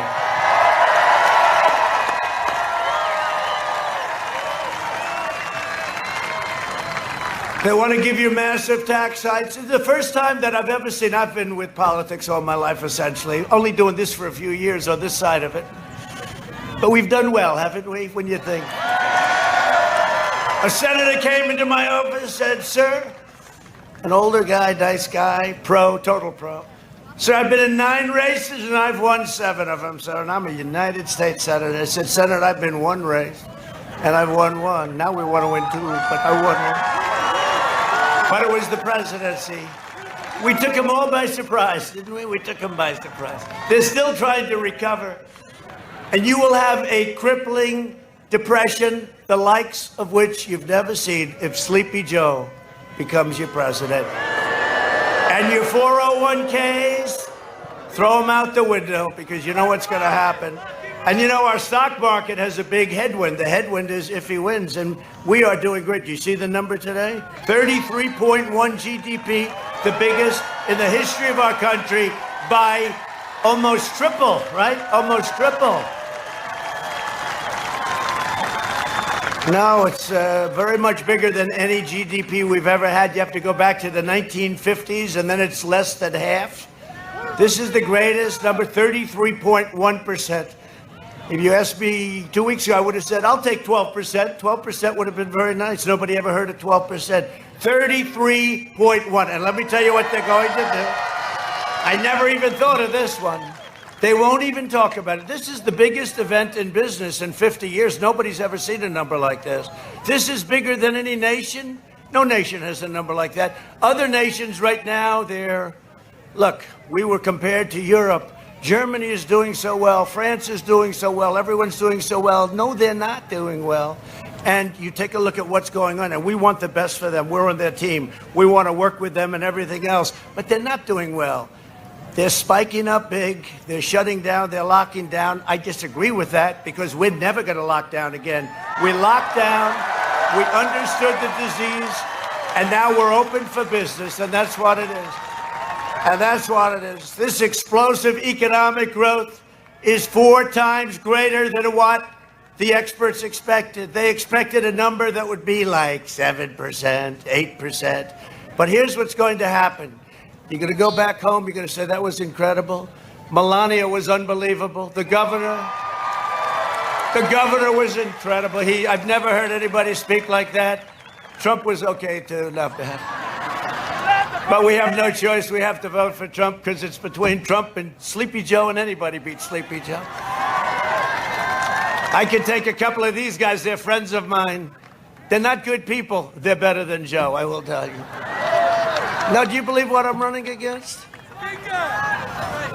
I'm running against the worst candidate in the history of presidential politics. I don't care, win, lose, or draw. This is the worst candidate in the history. He shouldn't be there because Pocahontas kept going instead of getting out. Then it would have been against Bernie, which would have been fine too. You know what? You would have had a more energetic base if we had Bernie. That's one thing. Because I don't know if they have a base. Here's what's happened. He goes for a speech. They're showing you thousands and thousands. Look, as far as all the way back to that building, as far as the eye can see. And Biden is leaving his basement today. He took the lid off. You know what he does? He takes the lid off, runs to the closest part of Delaware, like if he can get a little piece of Pennsylvania. People in Pennsylvania are wise to him.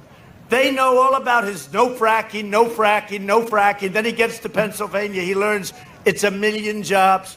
And by the way, Pennsylvania, they give us that you can fire up your factories. They give us the energy.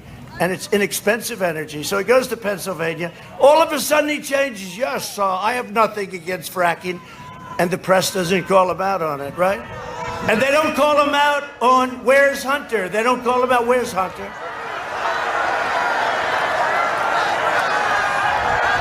Where's Hunter? Is Hunter in the crowd? They don't call him out. They don't call him out on where's Hunter.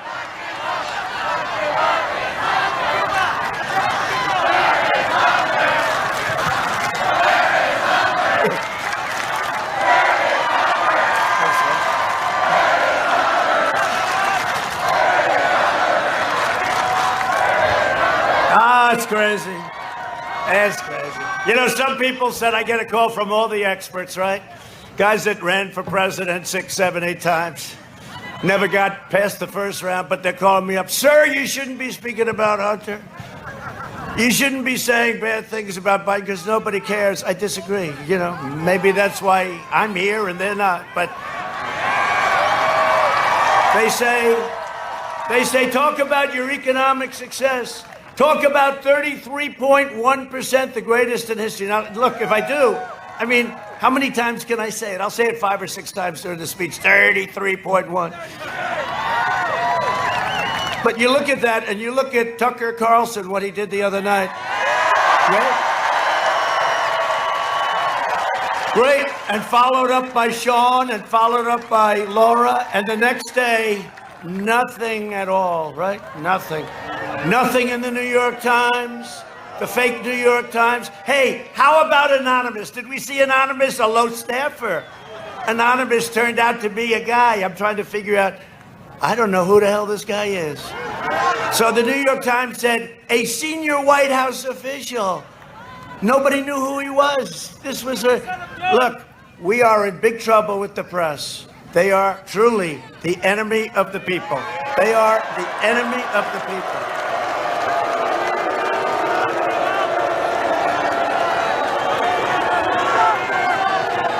So this guy goes out, this lowlife. Well, I never saw him. I think he has a picture of me standing there like I do with thousands of people. This lowlife goes out and he writes a book. By the way, when he left, he had nothing but praise for the Trump. Oh, it's incredible, incredible. Then somebody gets him at the New York Times, the fake New York Times, and all of a sudden he becomes nasty. And he writes, and they say, a top White House official. Well, he was a staffer, low, had nothing to do with the White House. He had nothing to do. And he goes in, and you know what? There should be major criminal liability for some scum like this. And you know, for a year, everybody walks into my office, Secretary of State Pompeo. I could name every one of them, all good people. I'm looking at them and saying, I wonder if that could be the one, right? You know? And it turns out to be this lowlife that nobody knows who the hell he is. He had nothing to do with us. I don't think I ever met him, and I might have met him. I think somebody said, he has a picture of me standing someplace. This is a disgrace to our country. It shouldn't happen, and he should be prosecuted. Are you listening to me back in Washington? He should be prosecuted. Along with the New York Times, because it was a story made up, it was fake news made up by the New York Times. And you know who he works for now? CNN. He works for CNN right there. See the camera right there with the light that just went off. It just... See that, honey? That red light just went off. Fake news, CNN, and Anderson Cooper.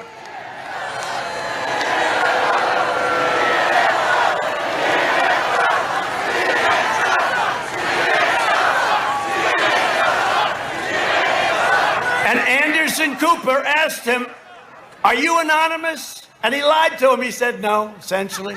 Said, "No, I'm not."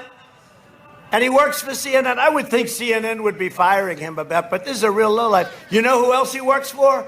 Google. He works for Google. I think Google should fire him very quickly because bad things are going to happen to him. But think of what he does to our government, right? It's like a horrible, treasonous, horrible thing that you can do this and you can get away with it. Weekly jobless claims. This is boring, but it's really good. Just hit a 7-month low. In other words, from the beginning of the pandemic, 7 months ago. No, we're going to have next year the best year we've ever had economically. And it's true. Biden is holding back the stock market because, you know, it's an election. Crazy things could happen. Maybe 100% of the people in Florida decide not to vote. You know, you never know. But we have a headwind, so it's gone down a little bit over the last few days because, you know, you're coming close, and it could be. We're going to win this election so big, you watch. You watch. We're going to win it so big. And that's the only reason the market's going down. The market's going down because if he gets in, seriously, you're going to have one of the worst depressions we've ever had. You're going to have, and John Roberts from Fox is back there, and I think he agrees. And John Roberts is very unhappy because he doesn't want his 401k to go down the tubes. Now, John's treated us very fairly. Not perfect. He's not perfect, I will say. But he's been overall pretty good. He's pretty good. So CNN, Google, we got to do something about all of it. New York Times is fake. It's fake. They write so many fake stories. Thanks to our policies, America is experiencing the fastest and biggest recovery. We're having the best recovery anywhere in the world. No other country, small or large, is recovering like us. Think of that. In the past 5 months, we've created a record 11.4 million American jobs, the fastest job growth in the history of our country. Our job growth has been 23 times faster than the first 5 months under Obama-Biden recovery, which was, by the way, the worst recovery since the Great Depression. You do know that, right? And just, you know, because all Biden does is talks about COVID, right? He doesn't call it the China virus. You know why? Because China hasn't paid off. He can't use that term. You know, they gave his son $1.5 billion to manage. He makes millions of dollars a year, I assume, right? The smartest guys on Wall Street said, "No, sir, that could not have happened. We can't get it." No, it took him about, 10 minutes. He walked in, he walked out with $1.5 billion. Hey, maybe he's not so stupid after all, right? That's the only thing. I thought he was so dumb. Maybe he's not as dumb as we think. He can't, look, he cannot take on China. I didn't say anything.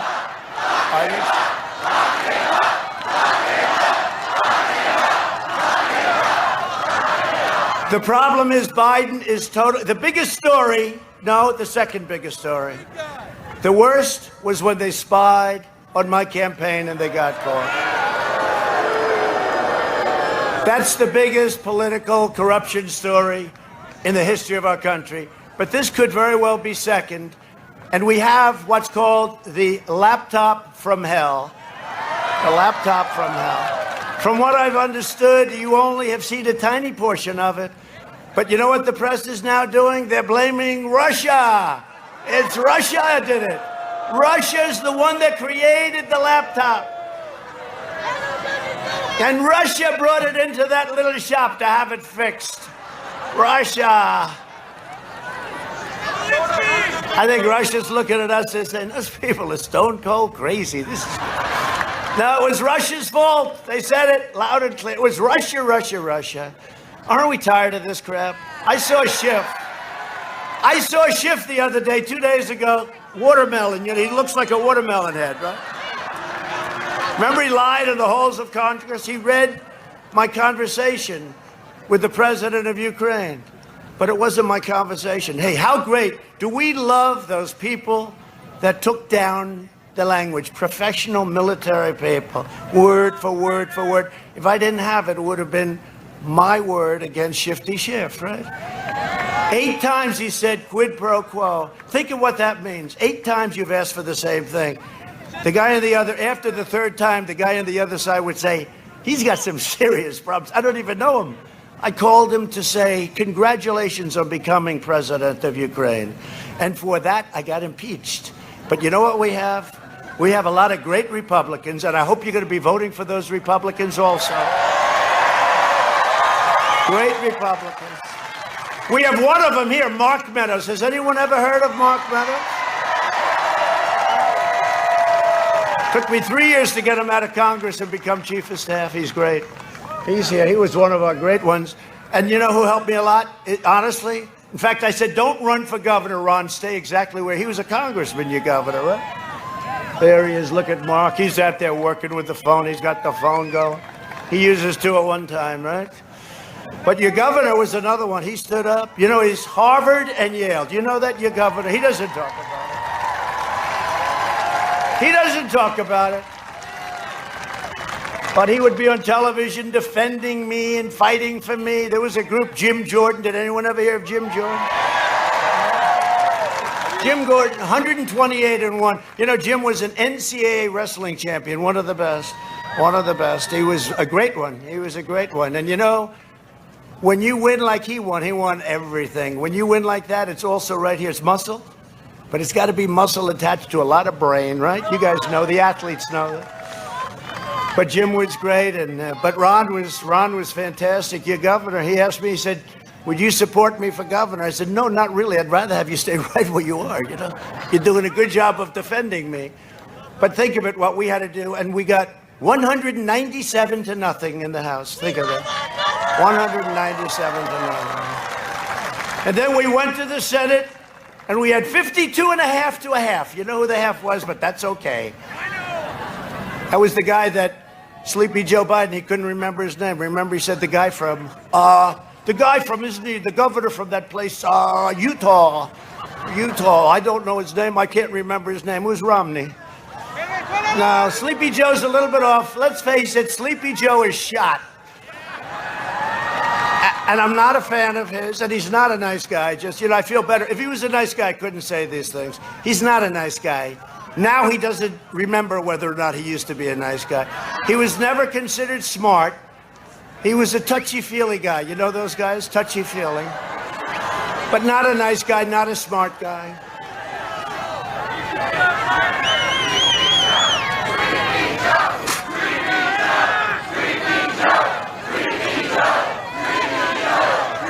Our incredible First Lady is sitting here right now, and she's saying to herself, I wonder if all rallies are like this. No, most of them are a little bit different, but that's okay. You know why, honey? We're in Florida. This is like home. This is home. Right? This is home. We say it like it is. We say it like it is. We created the greatest economy in history, and now we are doing it again. See all that hat, that beautiful hat? Let's make America great again, right? We're going to make a new one. Let's make America great again. We did it. Right?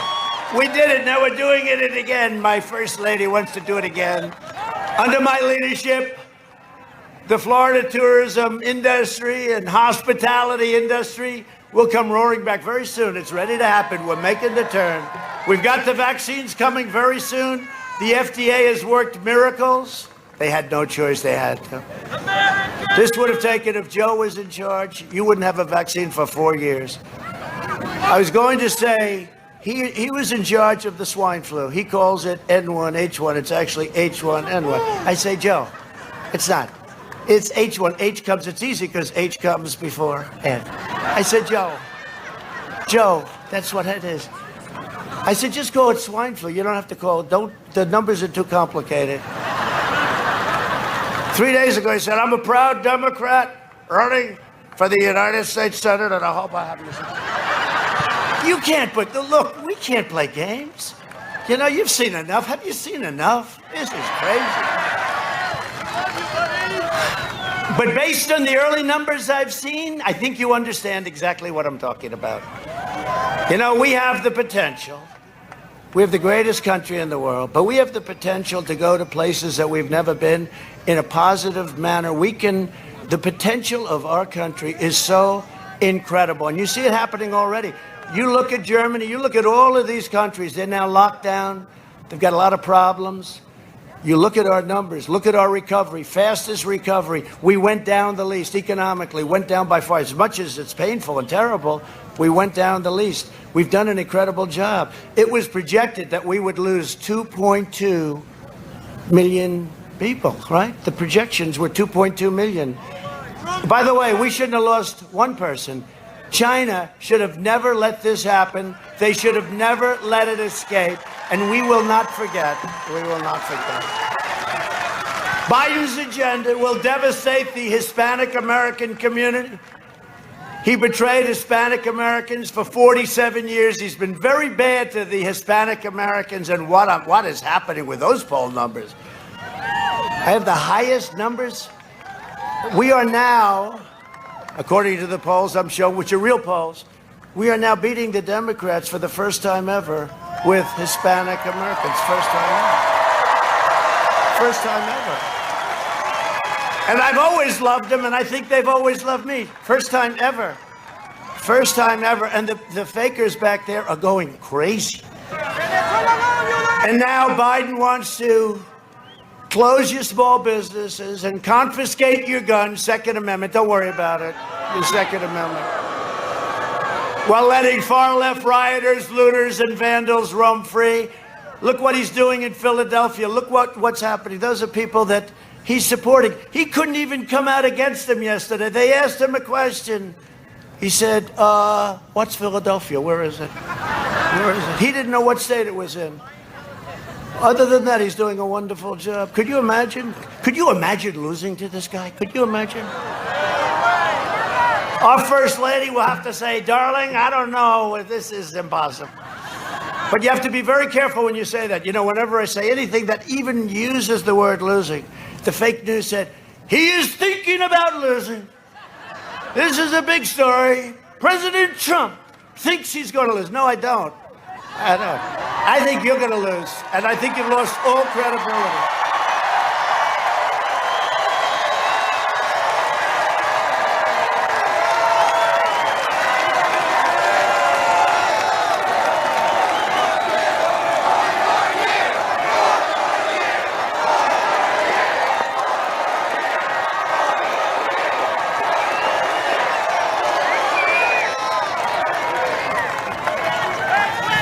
And our elegant First Lady sits and she says, what the hell is happening here?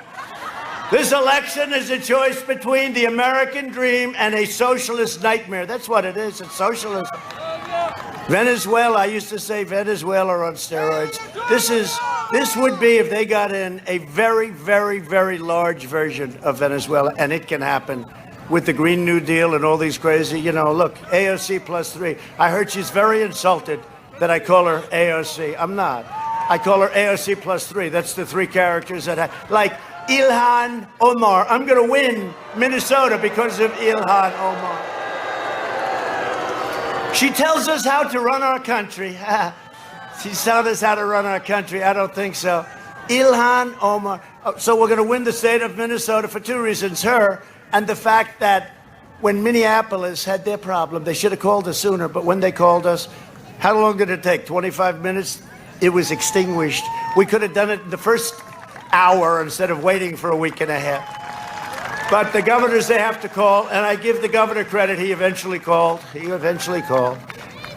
They should call us, I'll tell you, Oregon. They should call us in Portland. Oh, would I love to go in with the anarchists. They would last 15 minutes. Our guys, you know, you got to, like, hold them back. They want to, let us in, sir. We'd like to go in. I meet them. I see troops. Sir, we'd like to go into Oregon. We'll take care of it. I say, just calm down. Just calm down. It wouldn't take them long. It would take them about 15. How long? And then we'd do things. And then eventually they'd end up going home about 10 years later. Back home to mom and dad where they started, in the basement. Antifa. You know Antifa? So Biden called it an idea. He said, Antifa's just an idea. I said, no, when you get hit over the head behind your back with a baseball bat, that's not an idea. That's not an idea. But didn't he call the United States? He called the United States an idea too. I said, no, it's not an idea. The United States is a great nation. That's what it is. It's not an idea. He called us an idea, so he puts us in the same category as Antifa. As long as I am president, America will never be a socialist country, and I say it all the time. This election will decide whether our children will be condemned to the misery of socialism or whether they will inherit the glorious legacy of American freedom. This election will decide whether the Biden-Harris, how about her? How about her? I'll tell you what, when our great Vice President, Mike Pence, debated her, it was a total, you know the expression? If it were a fight, they would have ended it. Within 2 days, they were saying the fake news. She did magnificently well against Mike Pence. No, that's what happens. You know, you do great. 2 days later, you realize they have it down that you lost now. Mike did fantastically. He's a great vice president. He works very hard. Now, I'll tell you one thing. You know, his kids are in the military and they're teachers. I guarantee you one thing. Mike Pence has not made hundreds of millions of dollars by scamming foreign countries. Because that's what they've done. They've made hundreds of millions of dollars. And they can't, and nobody wants to talk about it. Look at that. Oh, are they doing that on purpose? Are they friend or foe? I don't know, I actually felt good. I felt water in my face. I said, where the hell is that coming? They may be doing that on purpose. Let's find out if they're friend or foe, and if they're foe, let's take care of those son of a bitches. Look at that.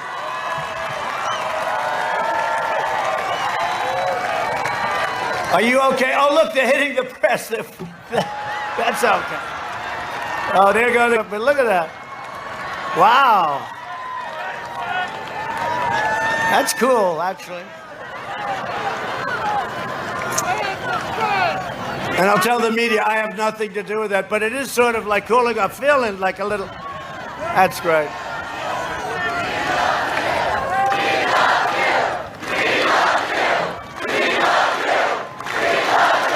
You know, it's amazing. It's amazing. And I say it all the time. Because we've liked Ronald Reagan. We've liked a lot of, people. Mostly they're stiffs. Mostly. Generally speaking, they don't do the job, right? But we've had good ones like Ronald Reagan. He's the one I think about. But nobody ever chanted. First of all, he'd never get a crowd like this. He'd have 200 or 300 people. There'd be in a ballroom. That was like the norm. Nobody you got to see yesterday. We had 35, 40,000 people. We were in Arizona. Day before, 2 days before, we were in Pennsylvania. We did 3 in Pennsylvania, one bigger than the next, like this. And you know what's common?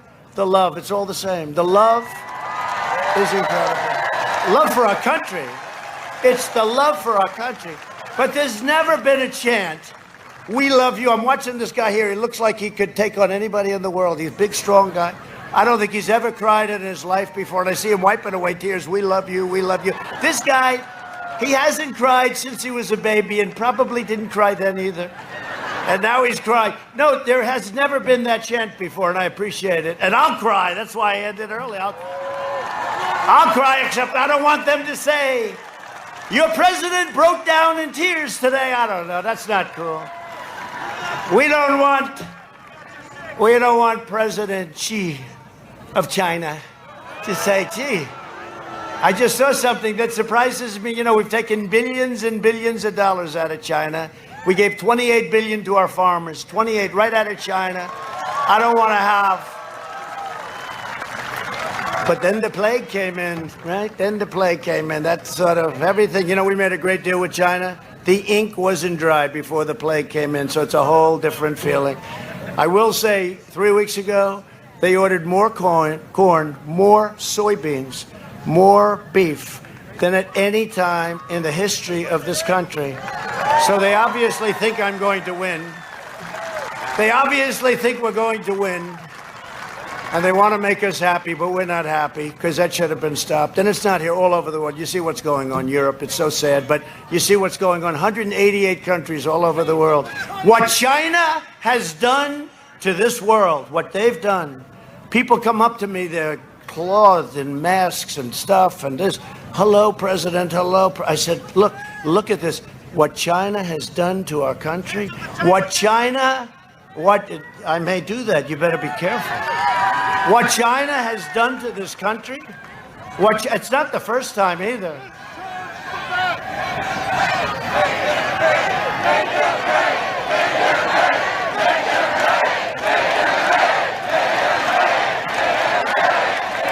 No, they're paying. But you can never pay for 200,000 more lives. You can never pay for that. Yeah, we can make them pay plenty. But 210,000 lives. But it would have been 2 million lives. It's incredible the job that we've done and that the American people have done. This could have been 2 million lives. They said 2.2 million lives.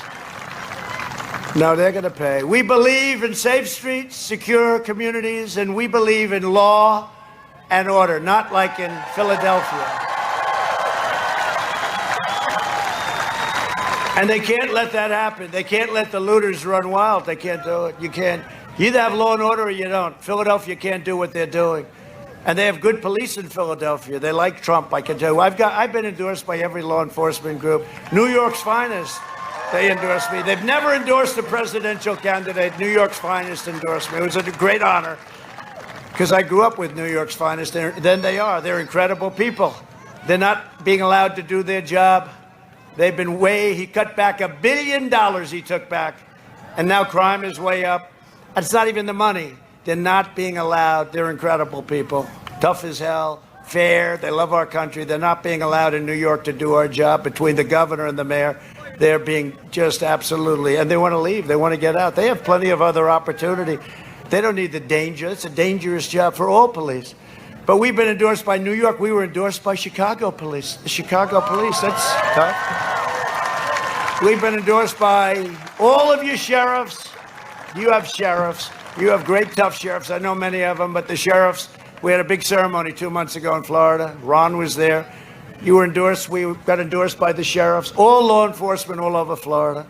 And I asked Sleepy Joe at the debate, I said, Joe, name one law enforcement agency, just one in the whole country that endorsed you. He couldn't do it, remember? Then Chris Wallace saved him. I had two people. I was going against Chris Wallace and him. Chris was much tougher, actually. Chris was tougher than Joe. And then I said, Joe, say the words law and order. No. Say the words law and order, Joe. Say them. And then Chris Wallace, he doesn't have to do that. Oh, okay, Chris, thanks. Now, I like Chris's father a lot better than I like him, Mike Wallace, the great Mike Wallace. You know, he did me on 60 Minutes. It was one of the few good pieces. You know, he was a tough guy. Chris tries to be like him, but he doesn't have what it takes. But Mike Wallace was a tough, tough guy. And he did me on 60 Minutes, and it was a great piece.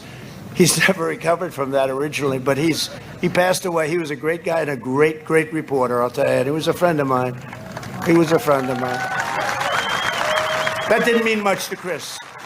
All we want is fairness, right? And I will tell you, Kristen Welker, I thought she was very good. I really do. I thought she shouldn't have been because she was far left.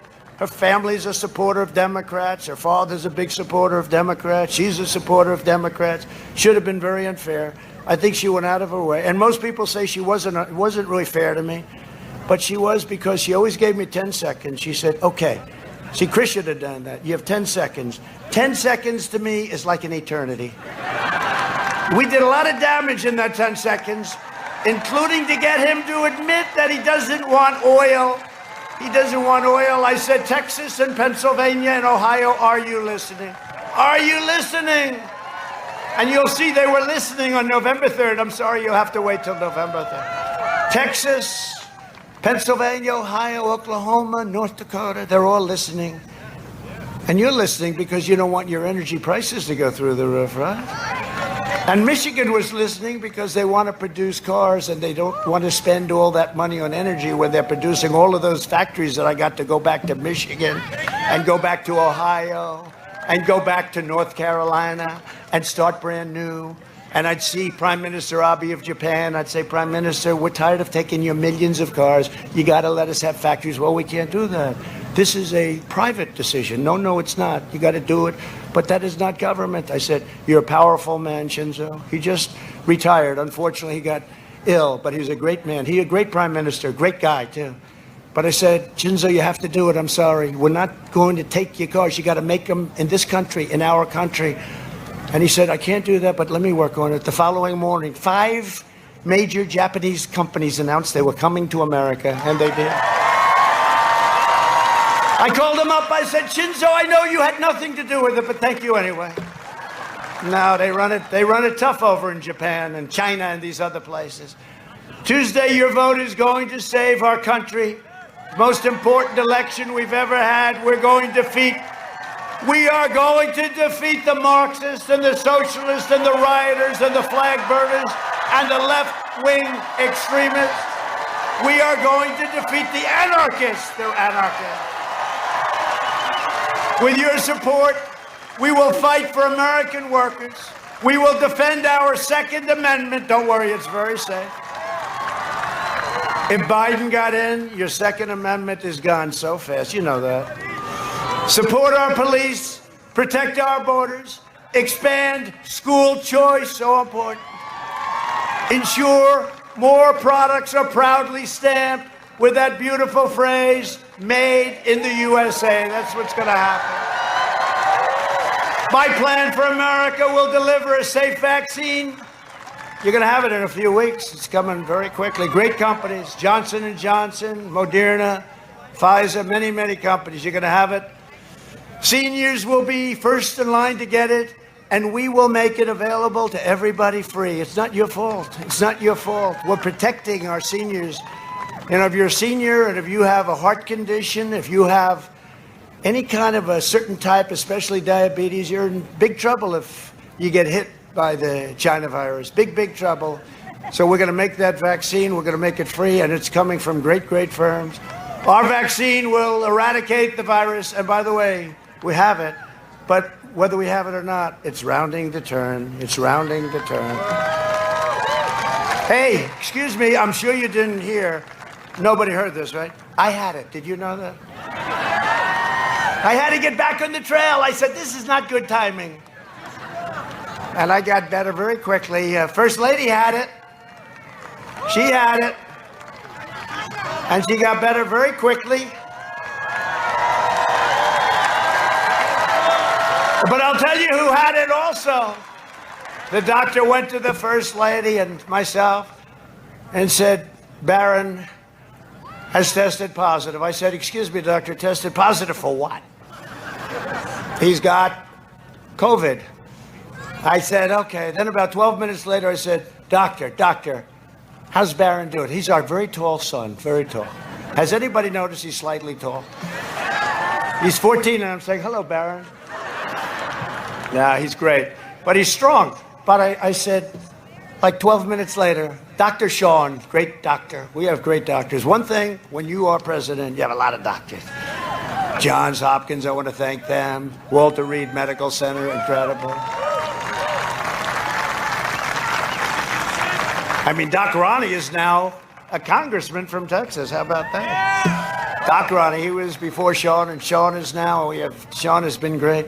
But Sean came up along with other doctors that Barron had it. About 12 seconds later, I said, how's Barron doing? Oh, he's okay. He shed it. It's gone. It was gone like in 2 minutes. I said, hey, how come that doesn't happen with me? But I wasn't bad. You know, it was like a day. But they gave me a drug, Moderna.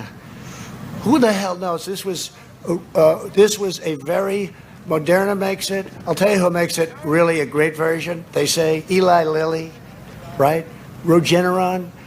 And they gave it to me, and I woke up the next morning, and I felt I could have taken the toughest, meanest person in this group. Regeneron. Now, I don't know whether or not it worked. I like to think it had no impact. I made a statement. I said, well, I'm in no trouble because I'm young and I'm in perfect physical shape. I'm a perfect physical specimen. And CNN went crazy. He's not young and he's not in perfect. They can't take a joke. No, but I was better. I was better quickly. I was better very quickly. We reduced the fatality rate 85%, and now we have the lowest infection fatality rate anywhere in the world by far. Thanks to our unrelenting efforts. And by the way, remdesivir was also approved. It's supposed to have a great effect. I mean, I said, give me whatever the hell you have, just give it to me. I wasn't choosy. You know, the First Lady, I don't want anything, I don't want, she's very particular, right? If I say, take an aspirin, you'll feel better. No, I don't want an aspirin, right? She doesn't want that. Only 3% of hospitalizations are right now China virus. So think of that. So our hospitals are ready if something should happen. But that's what, yeah, I appreciate that. He said, we trust you. You can. We are doing the greatest job of this.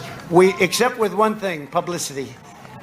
Our public relations, we're spending too much time working and not enough time talking. But no matter what you say to these people, it won't make any difference, you know. And because of the advances in treatment we pioneered, the survival rate is far over 99. For many groups, it's 99.9%.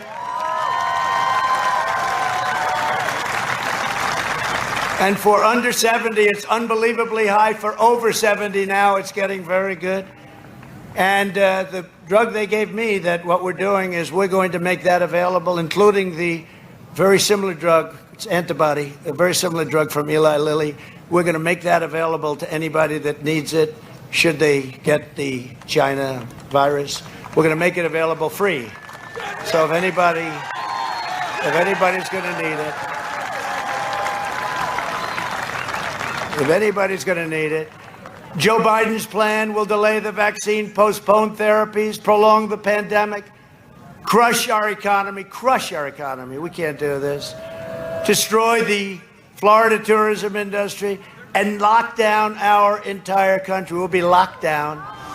Under Biden's lockdown, countless Americans will die from suicide, drug overdoses, deferred medical care, abuse. The thing that's happening to families is the cure. Remember, I said it right at the beginning. The cure cannot be worse than the problem itself. And you have Michigan locked down. You have all Democrat governors. You know what's going to happen? On November 4th, the day after the election, they're going to open it up. They're doing it for political reasons because it's so bad for their state. And they think our numbers are going to look a little worse. California's pretty much locked down. New York's got to open. New York is becoming a very unsafe ghost town. Governor, open up the state, governor. Open up the state. You'll see our governor. He's going to make a few words in a couple of minutes. Governor from New York is going to be with us in a little while. You're surprised to see that? You'll see what I mean. There will be no school, no graduations, no weddings, no Thanksgivings, no Christmases, no 4th of Julys. There will be nothing. They will allow you nothing. Other than that, he's doing a wonderful job. Europe imposed crushing lockdowns, and today, Spain has more than 2 times more new cases per capita than the United States. France has over 3 times, and Belgium has over 7 times what we have. And I don't want that. I don't want that to happen to them. We're helping them. We're sending them thousands and thousands of ventilators. We've become the ventilator king. We're making thousands of ventilators a month. We're sending them to Europe and all over the world. Sending a lot to Africa. They'll never be able to get them. They'll never be able to make them. We've done an incredible job. Incredible job. European lockdowns are not stopping the virus, but they're creating misery, poverty, suffering, and death. You see the riots in the street of Italy today, in the streets of Italy. And the riots they're having in France, the people are tired. They can't do it anymore. They can't do it anymore. They're losing their businesses. They're losing their jobs. They go back and the business is closed for 9 months. We can't do it anymore. They can't do it. We know the disease. We social distance. We do all of the things that you have to do. If you get close, wear a mask. Always controversial. It's not controversial to me. You get close, you wear a mask. Social distance, social distance. You know the bottom line, though? You're going to get better. You're going to get better. If I can get better, anybody can get better. And I got better fast. They were so happy. They couldn't believe it. That was probably the happiest day that they've had in years. And then they came out of the hospital to wave to the people, the supporters. I heard, you know, these really beautiful rooms. Walter Reed is incredible. The best. And rooms, the glass, heavy glass panels over the windows. And through all of that heavy glass, brick and mortar, I could hear people screaming outside a half a mile away. And they were fans of mine with flags, Trump flags. We love our president. And they were there for 2 days. They stayed there all night. I mean, these people were incredible. And I said to my incredible Secret Service people, there's one of them, Bobby. I know I'm not supposed to say it. Bobby, I love you, Bob. I said, Bobby, I want to go over and see him. No problem, sir. He ripped on that mask. He wouldn't even think about that. I said, let's go over and see him, Bobby. By that time, I was in good shape. I wanted to get out here with you. But we drove in front of those people and we waved, and the people were so happy. It was incredible. It was a love fest. They were so happy. And I got back and they were saying, what a terrible thing to do.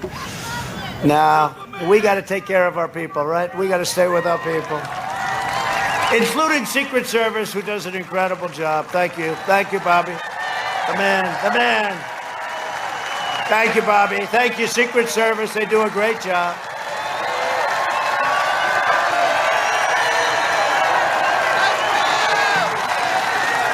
For half a century, Joe Biden has been outsourcing your jobs, opening your borders, and sacrificing American blood and treasure in endless foreign wars.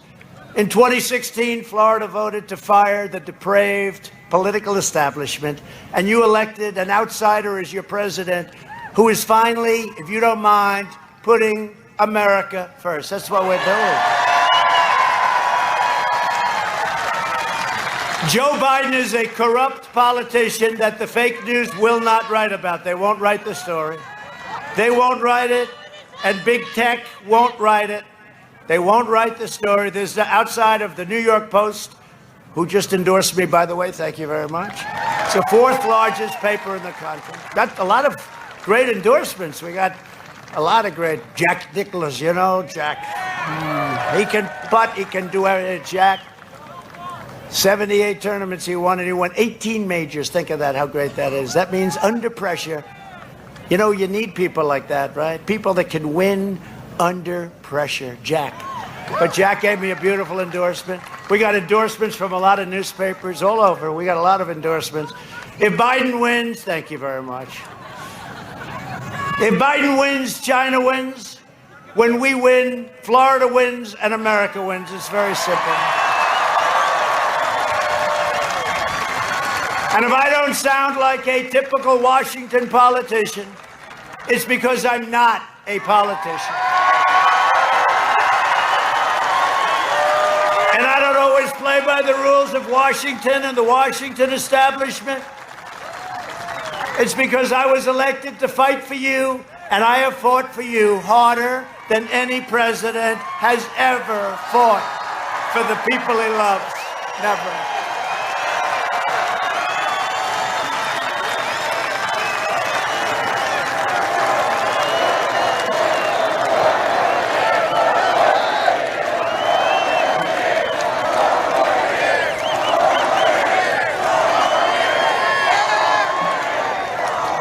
Thank you very much. There's a lot of people. Look where that crowd is. Would you like to change places with some people in the back? I don't think so. Thank you. Thank you. That's incredible. What a crowd. But they're all like this, I tell you, no matter where you go. 35,000, 45,000. They never mention it, you know. They never mention it. But with Biden, they never mentioned it either. I said, show the crowd. You know what? They have circles. Someday I'm going to hire the guy that does those circles. No, because it's really good. Big, thick, nice circles. It's perfectly done. It's the best part of his campaign, the circles. And usually, he's got 5 of them. Usually, he can't fill them up with people, so he puts the fake news in the circle. And then they don't ask him questions. Or how about the question they asked him the other day? He's walking out with ice cream. Sir, what flavor ice cream is it? I don't know. It's vanilla, I think. Then they asked him a real question. He ran into the car, went back to the basement. Does he have the lid on again today? Almost every day. How do you put the lid? You know, when you do the lid, he did it like 5-6 days recently. That's like 50% of the campaign. Now they try and say it's because of COVID. They say the fact that he has nobody at all show up is because of COVID. No, it's because nobody shows up. And I think that's the ultimate poll. And based on the numbers that we're getting, we're going to do really well on Tuesday. Tell you. We'll see. Who knows? Who knows? It's an election. And if we do win, you're going to see a stock market that goes through the roof. Your 401ks are going to go up by 50% quickly. You watch. I'm telling you. We know. I know all those guys. They're just petrified at the thought of having massive tax increases, regulation increases. They said, we've been through that. It wasn't good. That's why they had no growth. That's why they had no recovery. Slowest ever. Remember I said that. Slowest since 1929. It's a long time. Not only is Joe Biden corrupt, he's unfit. He has no plan to end the epidemic. It's all talk, no action, like I said at the debate.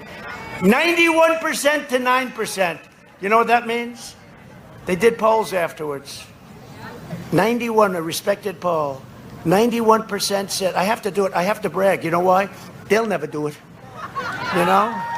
You know the expression? If you can't get anybody else to do it yourself. No, 91% to 9%. And I'm trying to figure out who was the 9. I want to find who these people were. No, it was just ridiculous. Ridiculous. I think they could have done better. But, you never know. Again, this is why. You never know. His policies would create a depression. And he wants you to surrender our country. That's what he wants to do. He wants you to surrender our country to China, to all of these other countries that have taken total advantage of us. It's really the reason I'm here. If it weren't for the horrible trade deals with South Korea, with our allies.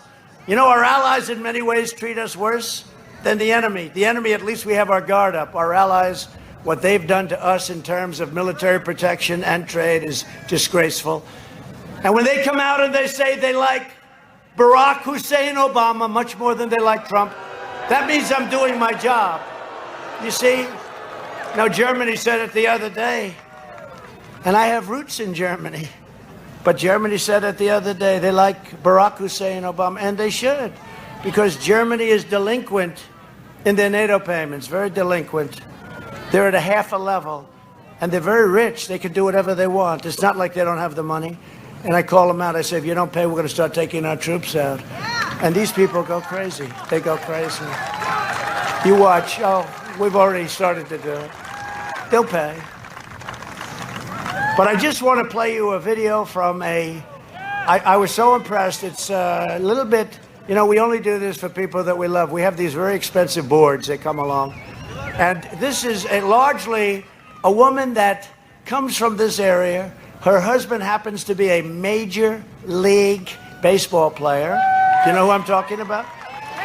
He's a handsome guy, but she's far more beautiful. And he's on Tampa Bay, so he's right now a little depressed. I don't know if he's here or not, but if he is, I want to talk to him and say, you did a great job. Kaylee, please come up here. Kaylee. And play the video, please. Play the video. Joe Biden censored 0 times, notably. No, because we're taking our message directly to the American people. We'll be making 5 rally stops a day. 5. 1,000 show up. Literally, we had 25,000 people show up in Omaha. These are historic crowds. The president takes his message directly to the American people, and shame on Jack Dorsey. As the New York Post noted today, this is a mob artist. This is a shakedown effort to say, delete the Hunter Biden story. The media won't report on it. Social media media will censor it, delete it, or we will censor the fourth largest newspaper in the United States. We will block them from social media.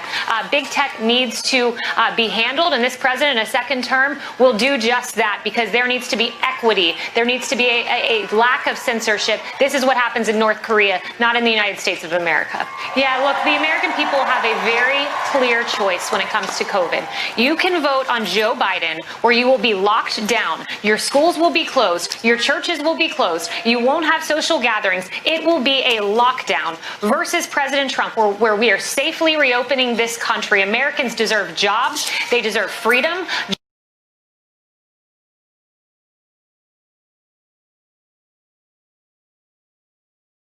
Time. We can control this, but at the same time, we can open this country and not lock down like Joe Biden will do. That's right. It's their livelihood. These are small businesses, people who have worked their entire lives to open these shops, these businesses. And then on top of that, you have 30 police officers who were injured on the first night of the riots, one run over by a car, a chance to stuff police officers in trunks, a vehicle with explosive devices. Let me be crystal clear why this is happening. It's because Democrats have enabled the mob. When they attack our police officers verbally, it ends up that they end up being attacked physically. It's called what Jim Comey said, the Ferguson effect, and we're seeing it play out yet again. So as we have 70 new infections a day and 29 states have hit highs, is the president's approach herd immunity? No, the president's approach is therapeutics, which, by the way, have given us the lowest case fatality rate in the world, far lower than Europe's. Right now, when you look across the hospitals in the United States, the percentage of COVID patients in hospital beds is 6%. It's because this president did things right. You have a 99% survival rate under 70 and above 70 because of our therapeutics. It's very close to that because of what this president did, tearing down bureaucratic barriers, tearing down regulations, paving the way for therapeutics. We have done this right, and the Europe-United States comparison tells that story. All right, Kayleigh McEnany. Fact is, every time I've called the president, he's quickly gotten on the line. When we asked to get support for that Mercy ship in Southern California, he was able to direct that in real time.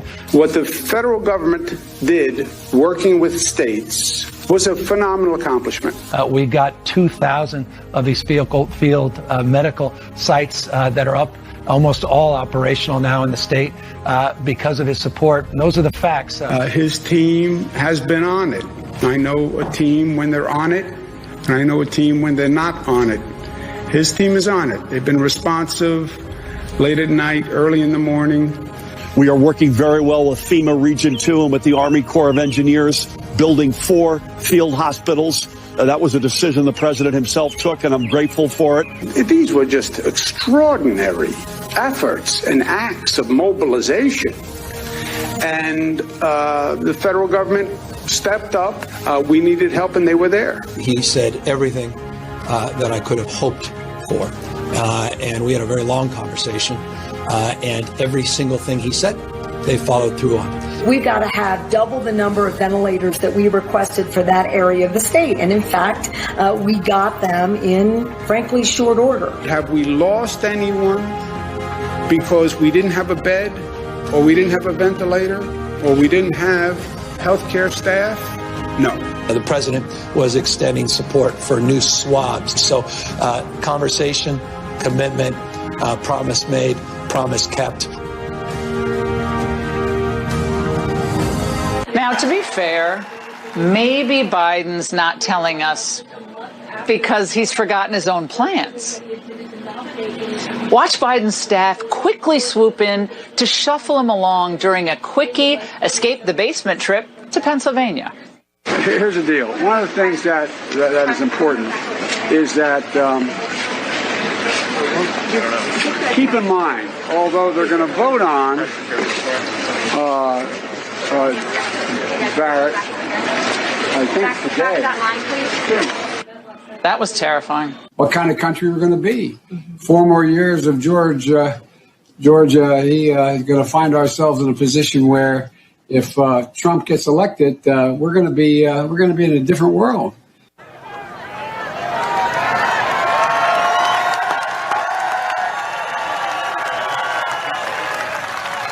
I mean, who's going to say it better than Kayleigh?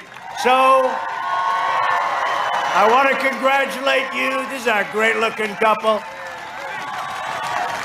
We almost had the Dodgers. Are they that good a team? They're pretty good, right? Oh, you're pretty good, too. And you're a great couple, and that's a beautiful baby. Thank you very much. Congratulations. Great season.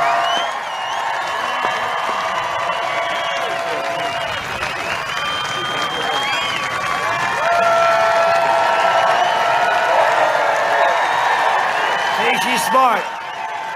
She's smart. She picked a major league ball player. You know what it is to get in the major leagues? It's tough. You got to be in shape. You can't look like these guys out here. No, she's great. But did anybody say, especially on the pandemic, has anybody said it better than that? That was on this morning on Fox. Fox and Friends. And I got to tell you, that group, that threesome, they're great, right? They're great, right? It's a great group in the morning. But she said it on Fox and Friends. Ainsley, Steve, and Brian has been really great, right? Brian has been great. No, they treat us good. We're thrilled to be joined by your governor, who I know is up here speaking, but I'm going to introduce him a second time because we love him, and he's done a great job, and he loves the people of Florida. Ron DeSantis. Ron, thank you. And your lieutenant governor, who is a fantastic woman, and she loves her state, Jeanette Nunez. Jeanette, thank you.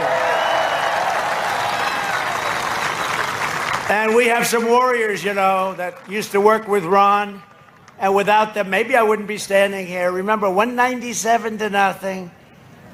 Congressman Michael Waltz. Michael. He knows more about, where's Michael? Michael. You get married yet, Michael? Huh? Please get married quickly. You'll be so depressed, Michael. If you don't, you're going to be very, very depressed. Thank you. Thank you. You better do it quick. She's out of here, Michael. Another great friend of mine and a warrior, Gus Bilirakis. Thank you, Gus. Great job. Great job. Great job. Thank you. Thank you. And Greg Steube. Greg, thank you very much, Greg. Great job you're doing, Greg. These people are tough. We've had some, tell you what, we have some incredible people in Washington. Attorney General Ashley Moody, who's doing a phenomenal job. Thank you, Ashley, for everything. Doing a fantastic job. Florida House Speaker Chris Sprawls. And so young. Florida GOP Chair Joe Gruters. Joe, where are you, Joe? Where's Joe? Joe, how are we doing, Joe? You'll be out of here so fast if we don't win this election. He'll be gone. We are doing well. Yep. We're going to win. If we don't win, our country will have trouble. Then and vote for the congressman and vote for the Republicans. They want to do what's right. They want to do what's right, and you know it's the right thing to do. We have congressional candidates Scott Franklin and Paulina Luna. Wait, I put something out. They have my full endorsement. Great going. I hear you're both doing very well. Win, please. Doing very well. Great, great. Under my administration, we're reversing the damage that Joe Biden and his group have done over a 47-year period. We're bringing the pharmaceutical industry back here and back to regions of Puerto Rico. They took it out of Puerto Rico, devastating Puerto Rico. Joe Biden voted to eliminate those jobs and to send them to China. And we're reversing that, and we've been reversing it now for over 2 years, and it's moving very rapidly. Last month, I also announced $13 billion in disaster relief for Puerto Rico. They got hit hard. They're in a little path that causes problems. You know that, right? A lot of hurricane problems. Speaking of hurricanes, you have a lot of hurricane problems, too, and I'm always there. Ron, am I always there? Ron calls up. Sir, I'd like to speak to you. What is it about? Another hurricane? Yes. How many billion do you need, Ron? But I'm always there. And Rick, I'll tell you what, Rick Scott's been great. He's been great. And Marco Rubio has been great. He's been great. Marco. Very strong guys, strong leaders, good guys too. Really good guys, Marco and Rick. You have great people here, great leadership. Under my leadership, we achieved the most secure border in United States history. And we have now built over 400 miles of wall.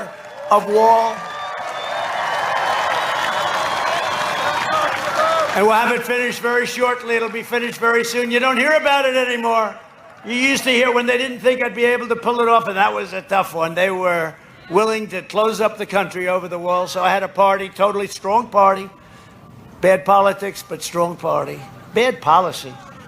But they didn't want a wall. But I made a really terrible mistake.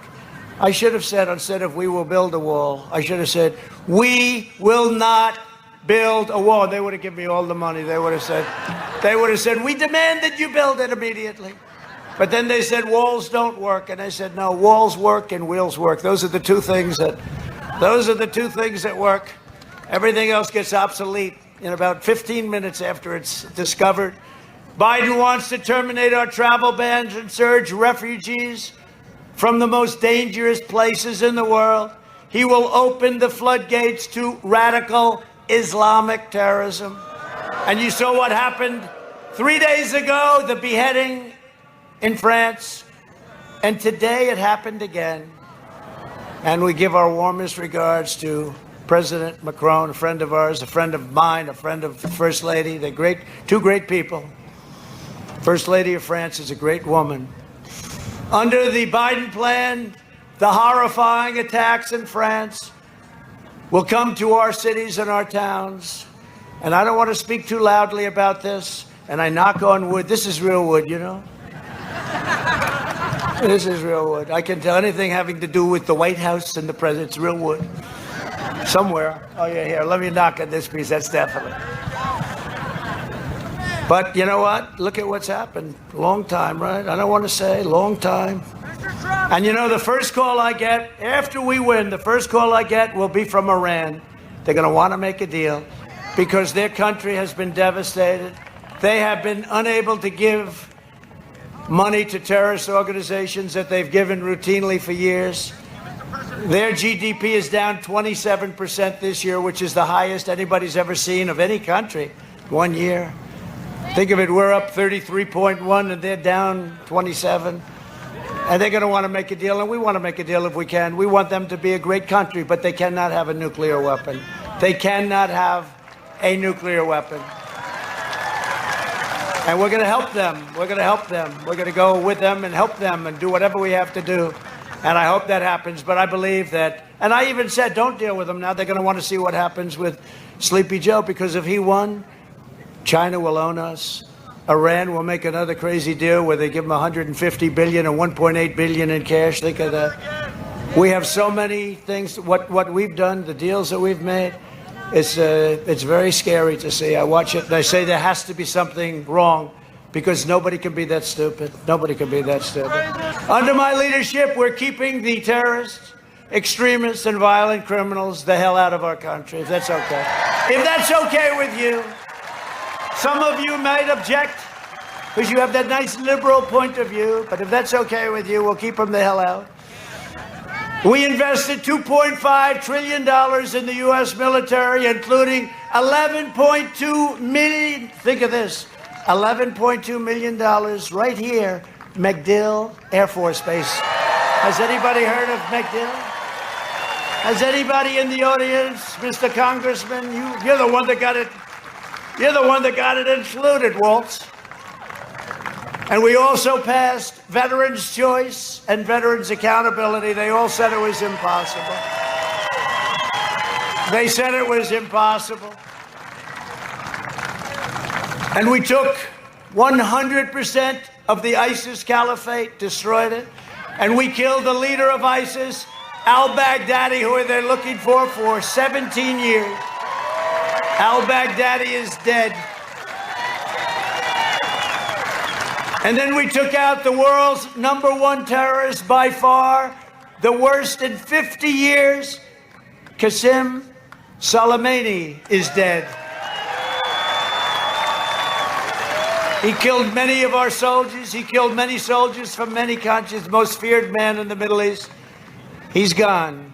I withdrew from the last administration's horrible Iran nuclear deal. I recognized the capital of Israel and opened the American embassy in Jerusalem. And got the building built for a tiny fraction. You know that story, right? Tiny fraction. I called up our great ambassador, David Friedman. I said, David, let's see if we can get it open. They wanted to spend $2 billion to build an embassy. Do you believe? And it would have never happened. I said, David, go around. Do we have any land that we own? With the government, we own everything, right? Even in other countries. See what we have. He calls me back the following day. He says, sir, we own a great piece, much better than the piece they were going to buy. We didn't buy it because I didn't like it. I didn't like the location. Does that make sense? Because I'm in the real estate. I didn't like location. Location's very important. I said, see what we have. He said, sir, we have a piece that's much bigger. It's in a much better location. And it has a building. Now, remember, we're going to spend between $1 billion and $2 billion. I said, well, what's the building? He said, the building is a building that's basically unoccupied. It's pretty big. We could fix it up. I said, how much? He said, let me get back to you. He gets back to me 2 days later. Sir, I think we can do it for $390,000. Right? Right? You understand that, Mr. Congressman? So I said, you know, it's the first time I've ever done this. I said, David, that doesn't sound good. It sounds too cheap. Make it a little more. Make it 500. Okay? And we did. We did it for 500,000. And you know, it's Jerusalem. And a friend of mine, Ron Barron, he's so proud of a wall opposite the elevator. Every time I walk in, he shows me Jerusalem stone. I go crazy. Ron, I don't care. I said, David, you're in Jerusalem. It's very expensive in New York. Can you get Jerusalem stone? He said, yes, we can. We have it. We can buy it for nothing. I said, good. Make the building out of Jerusalem stone. So he made it out of Jerusalem stone. We had it opened 4 months later for $500,000. That means, because you know what? Not only would it have cost more than $2 billion, you wouldn't have that building built for 25 years. So we did something a little different. We got something done for a tiny, tiny fraction of what it was supposed to cost. And we had it open in 3.5, 4 months. And it's now our embassy. It's a great embassy, and it's recognized. Jerusalem is the capital of Israel. Sort of a great story. And I also recognized Israeli sovereignty over the Golan Heights. They've been working on that for 52 years. We got it done in 2 hours. And it's not easy. And every president wanted to do those two things for many, many decades, but they couldn't. And I understand why they couldn't. A lot of pressure against. And instead of never-ending wars in the Middle East, we're forging peace deals all over the place, you see. No blood in the sand. No blood in the sand, no cost. Biden and Obama made a pathetic one-sided deal with the Castro dictatorship. My opponent stands with socialists and communists. I stand with the proud people of Cuba and Nicaragua and Venezuela in their righteous struggle for freedom, and we're winning. We're winning it. It's going to be easy. We're winning.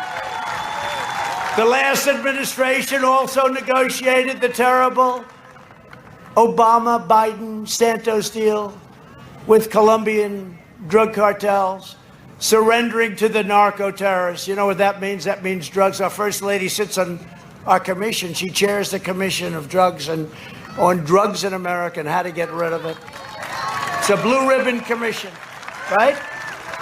And we're down 19%. We had a little setback with the recent problem with the China virus, but it's getting back under control. But she's taken it down 19. She and the commission have taken it down 19%.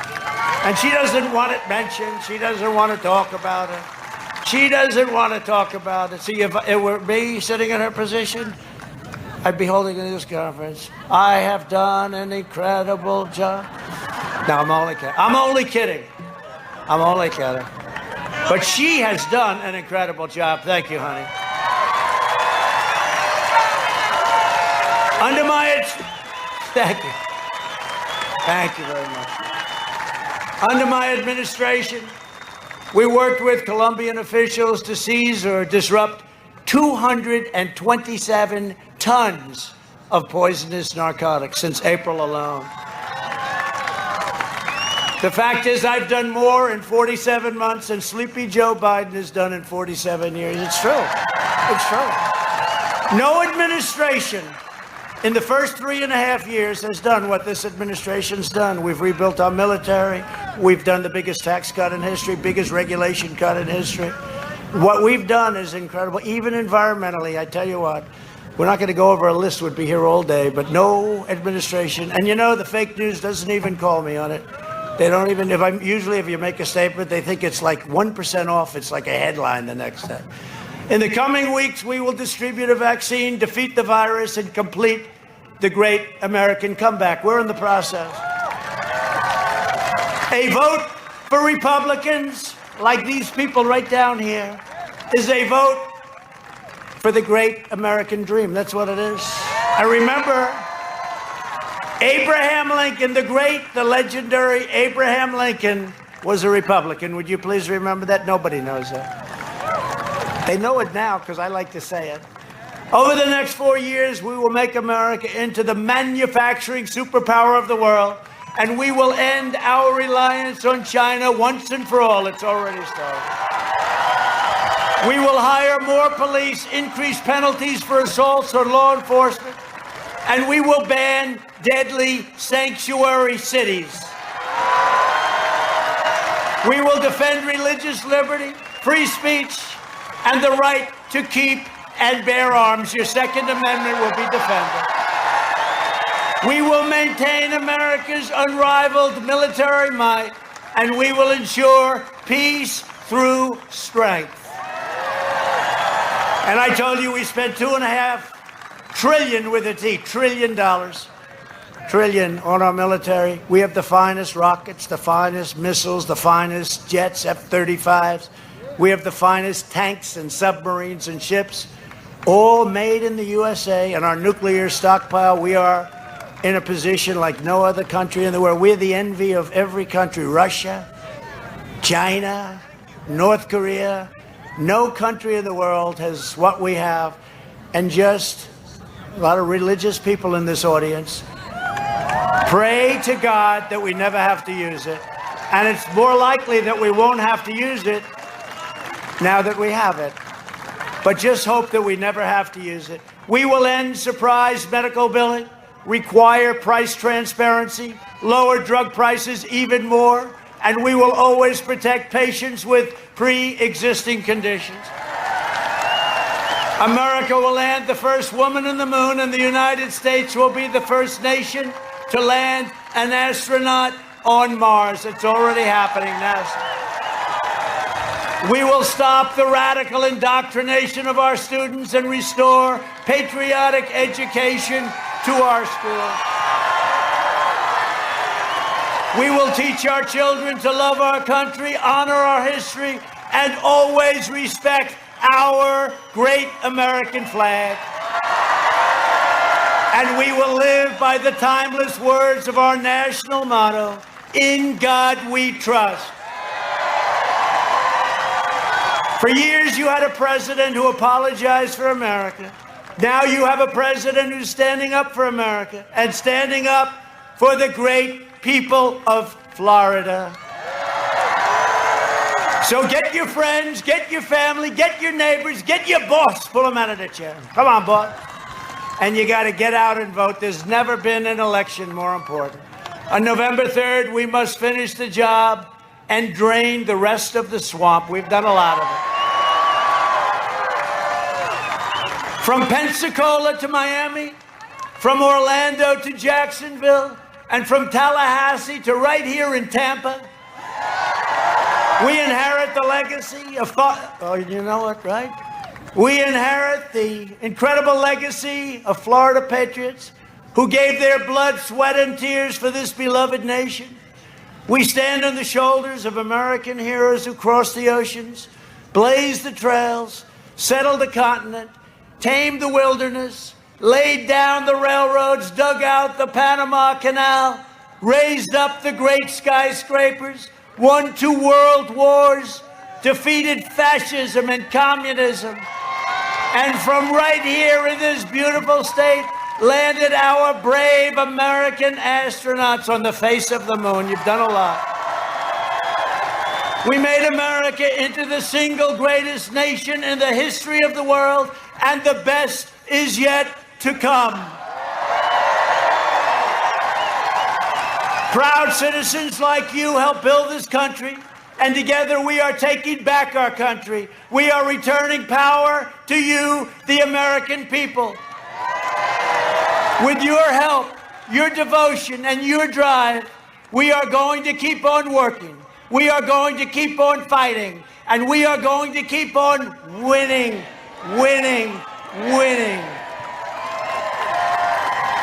We're winning. We are winning again. We are winning again. We are one movement, one people, one family, and one glorious nation under God. And together with the incredible people of Florida, we have made America powerful again.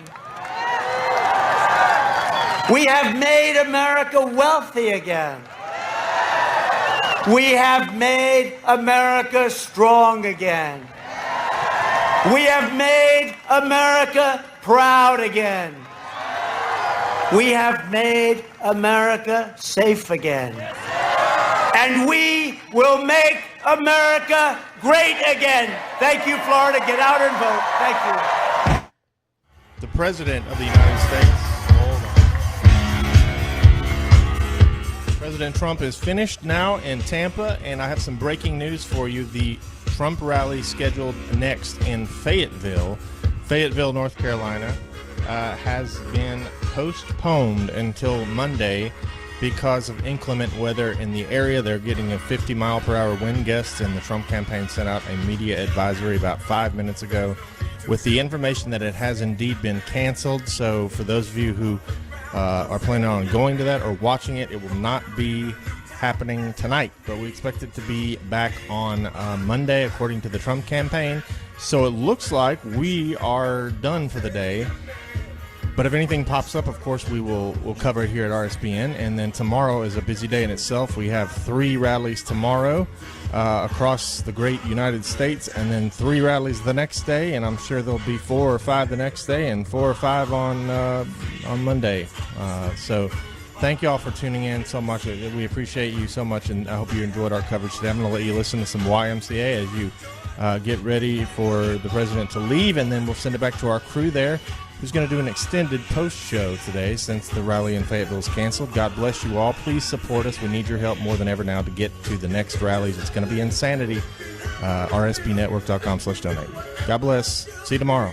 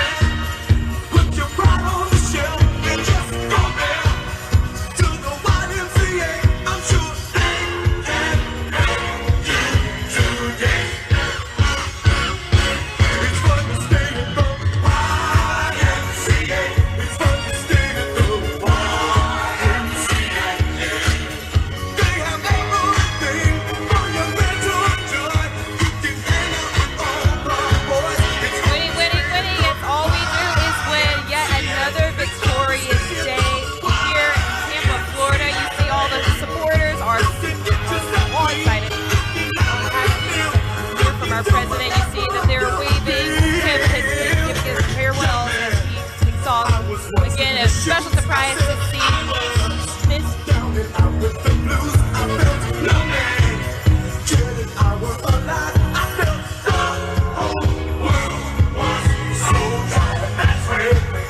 Well, that was certainly a great speech by the President of the United States. The music's so loud here as the President leaves.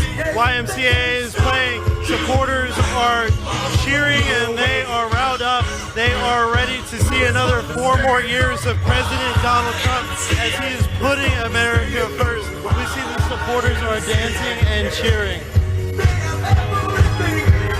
We'd like to thank our partner, My Patriot Supply. With only days to the election, now is the time to prepare, and My Patriot Supply is back with a great offer for today only. Save $30 on their most popular 1-week food kit. It comes in a super cool ammo can, and it contains correct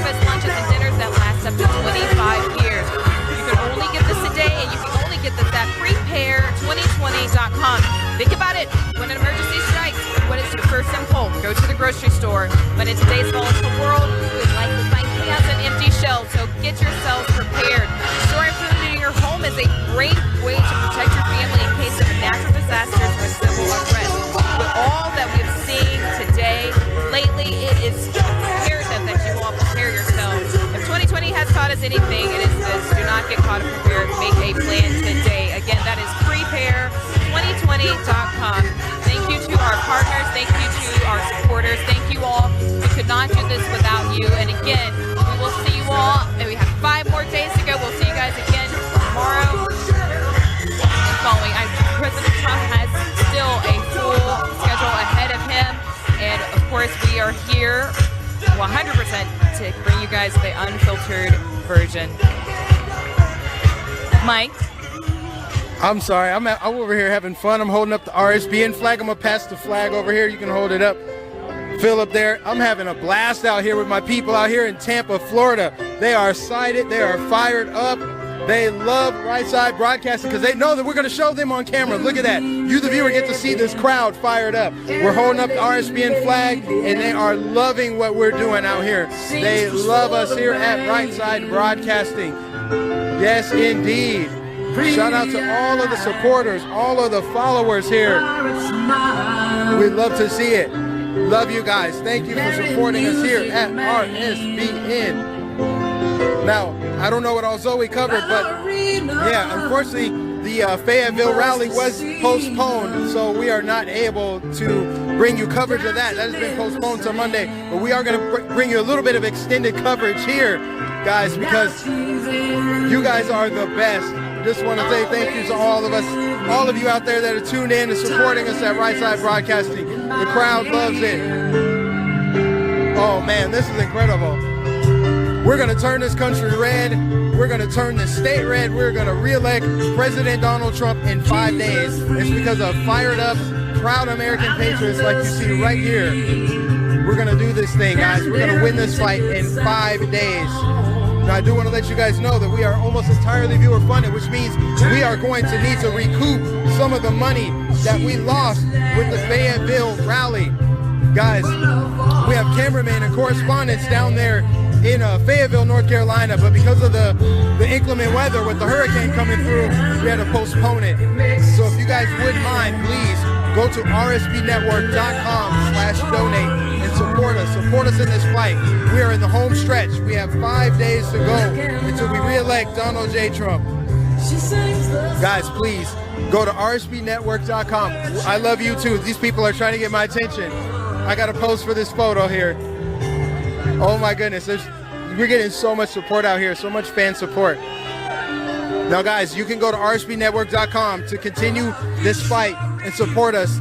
You can also mail your checks to 1550 Opelika Road, Suite 6, Box 344, Auburn, Alabama 36830. Again, 1550 Opelika Road, Suite 6, Box 344, Auburn, Alabama 36830. Look, that's who we are, and we're proud of it. We're damn proud of it. We're not going to let the left and Joe Biden and his minions and his allies in the media destroy this country. We're unified. I see everybody out here. I see Latinos for Trump. I see blacks for Trump, Jews for Trump, Catholics for Trump, everybody for Trump out here.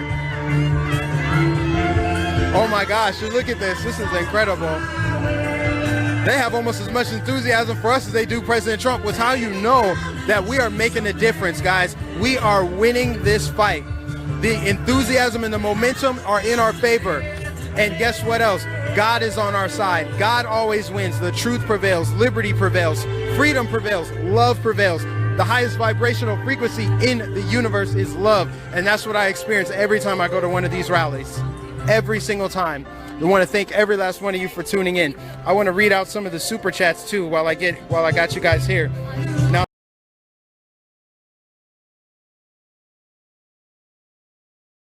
the crowd is starting to disperse a little bit. In a perfect world, we'd be able to do interviews, but given our current circumstances, we're not able to. But the people love us here. G-Men from Texas, thank you for your super chat. Peter Hoptman says MAGA 2020. Oh, no, Peter said MAGA, Make America Great Again 2020. Gotcha. Also, Standing Citizen, Trump and other friends of freedom will love the important message in the 9-minute video at the Standing Citizen channel. The idea expressed should have been created years ago. YouTube already actively trying to stifle the message. Please help to spread. Well, I just read it out on air, so hopefully that helps you out. We got to support independent media, guys. Also support my friend Brandon. That's the point. Support him. Find him on YouTube. Tell him I sent you. That's the point with Brandon. Guys, you got anything else you want to say right now? Thank you, Mike. Well, of course, it was a blessed, victorious day again. Of course, President Trump bringing you the truth about what he has planned for this nation, for the American people. And you're seeing it firsthand, the enthusiasm. And of course, we still have 5 more days to go. It's important for you all to get out and vote. Continue supporting our president. Philip, do you have anything else to add? I'll just go ahead and wrap it up by saying thank you so much to everybody who joined us today. Please do not forget to donate to help us continue fighting for President Trump in the midst of fake news. And thank you for choosing Right Side Broadcasting Network as your place to see President Trump live every time. And on behalf of the whole team here, we thank you so much for tuning in.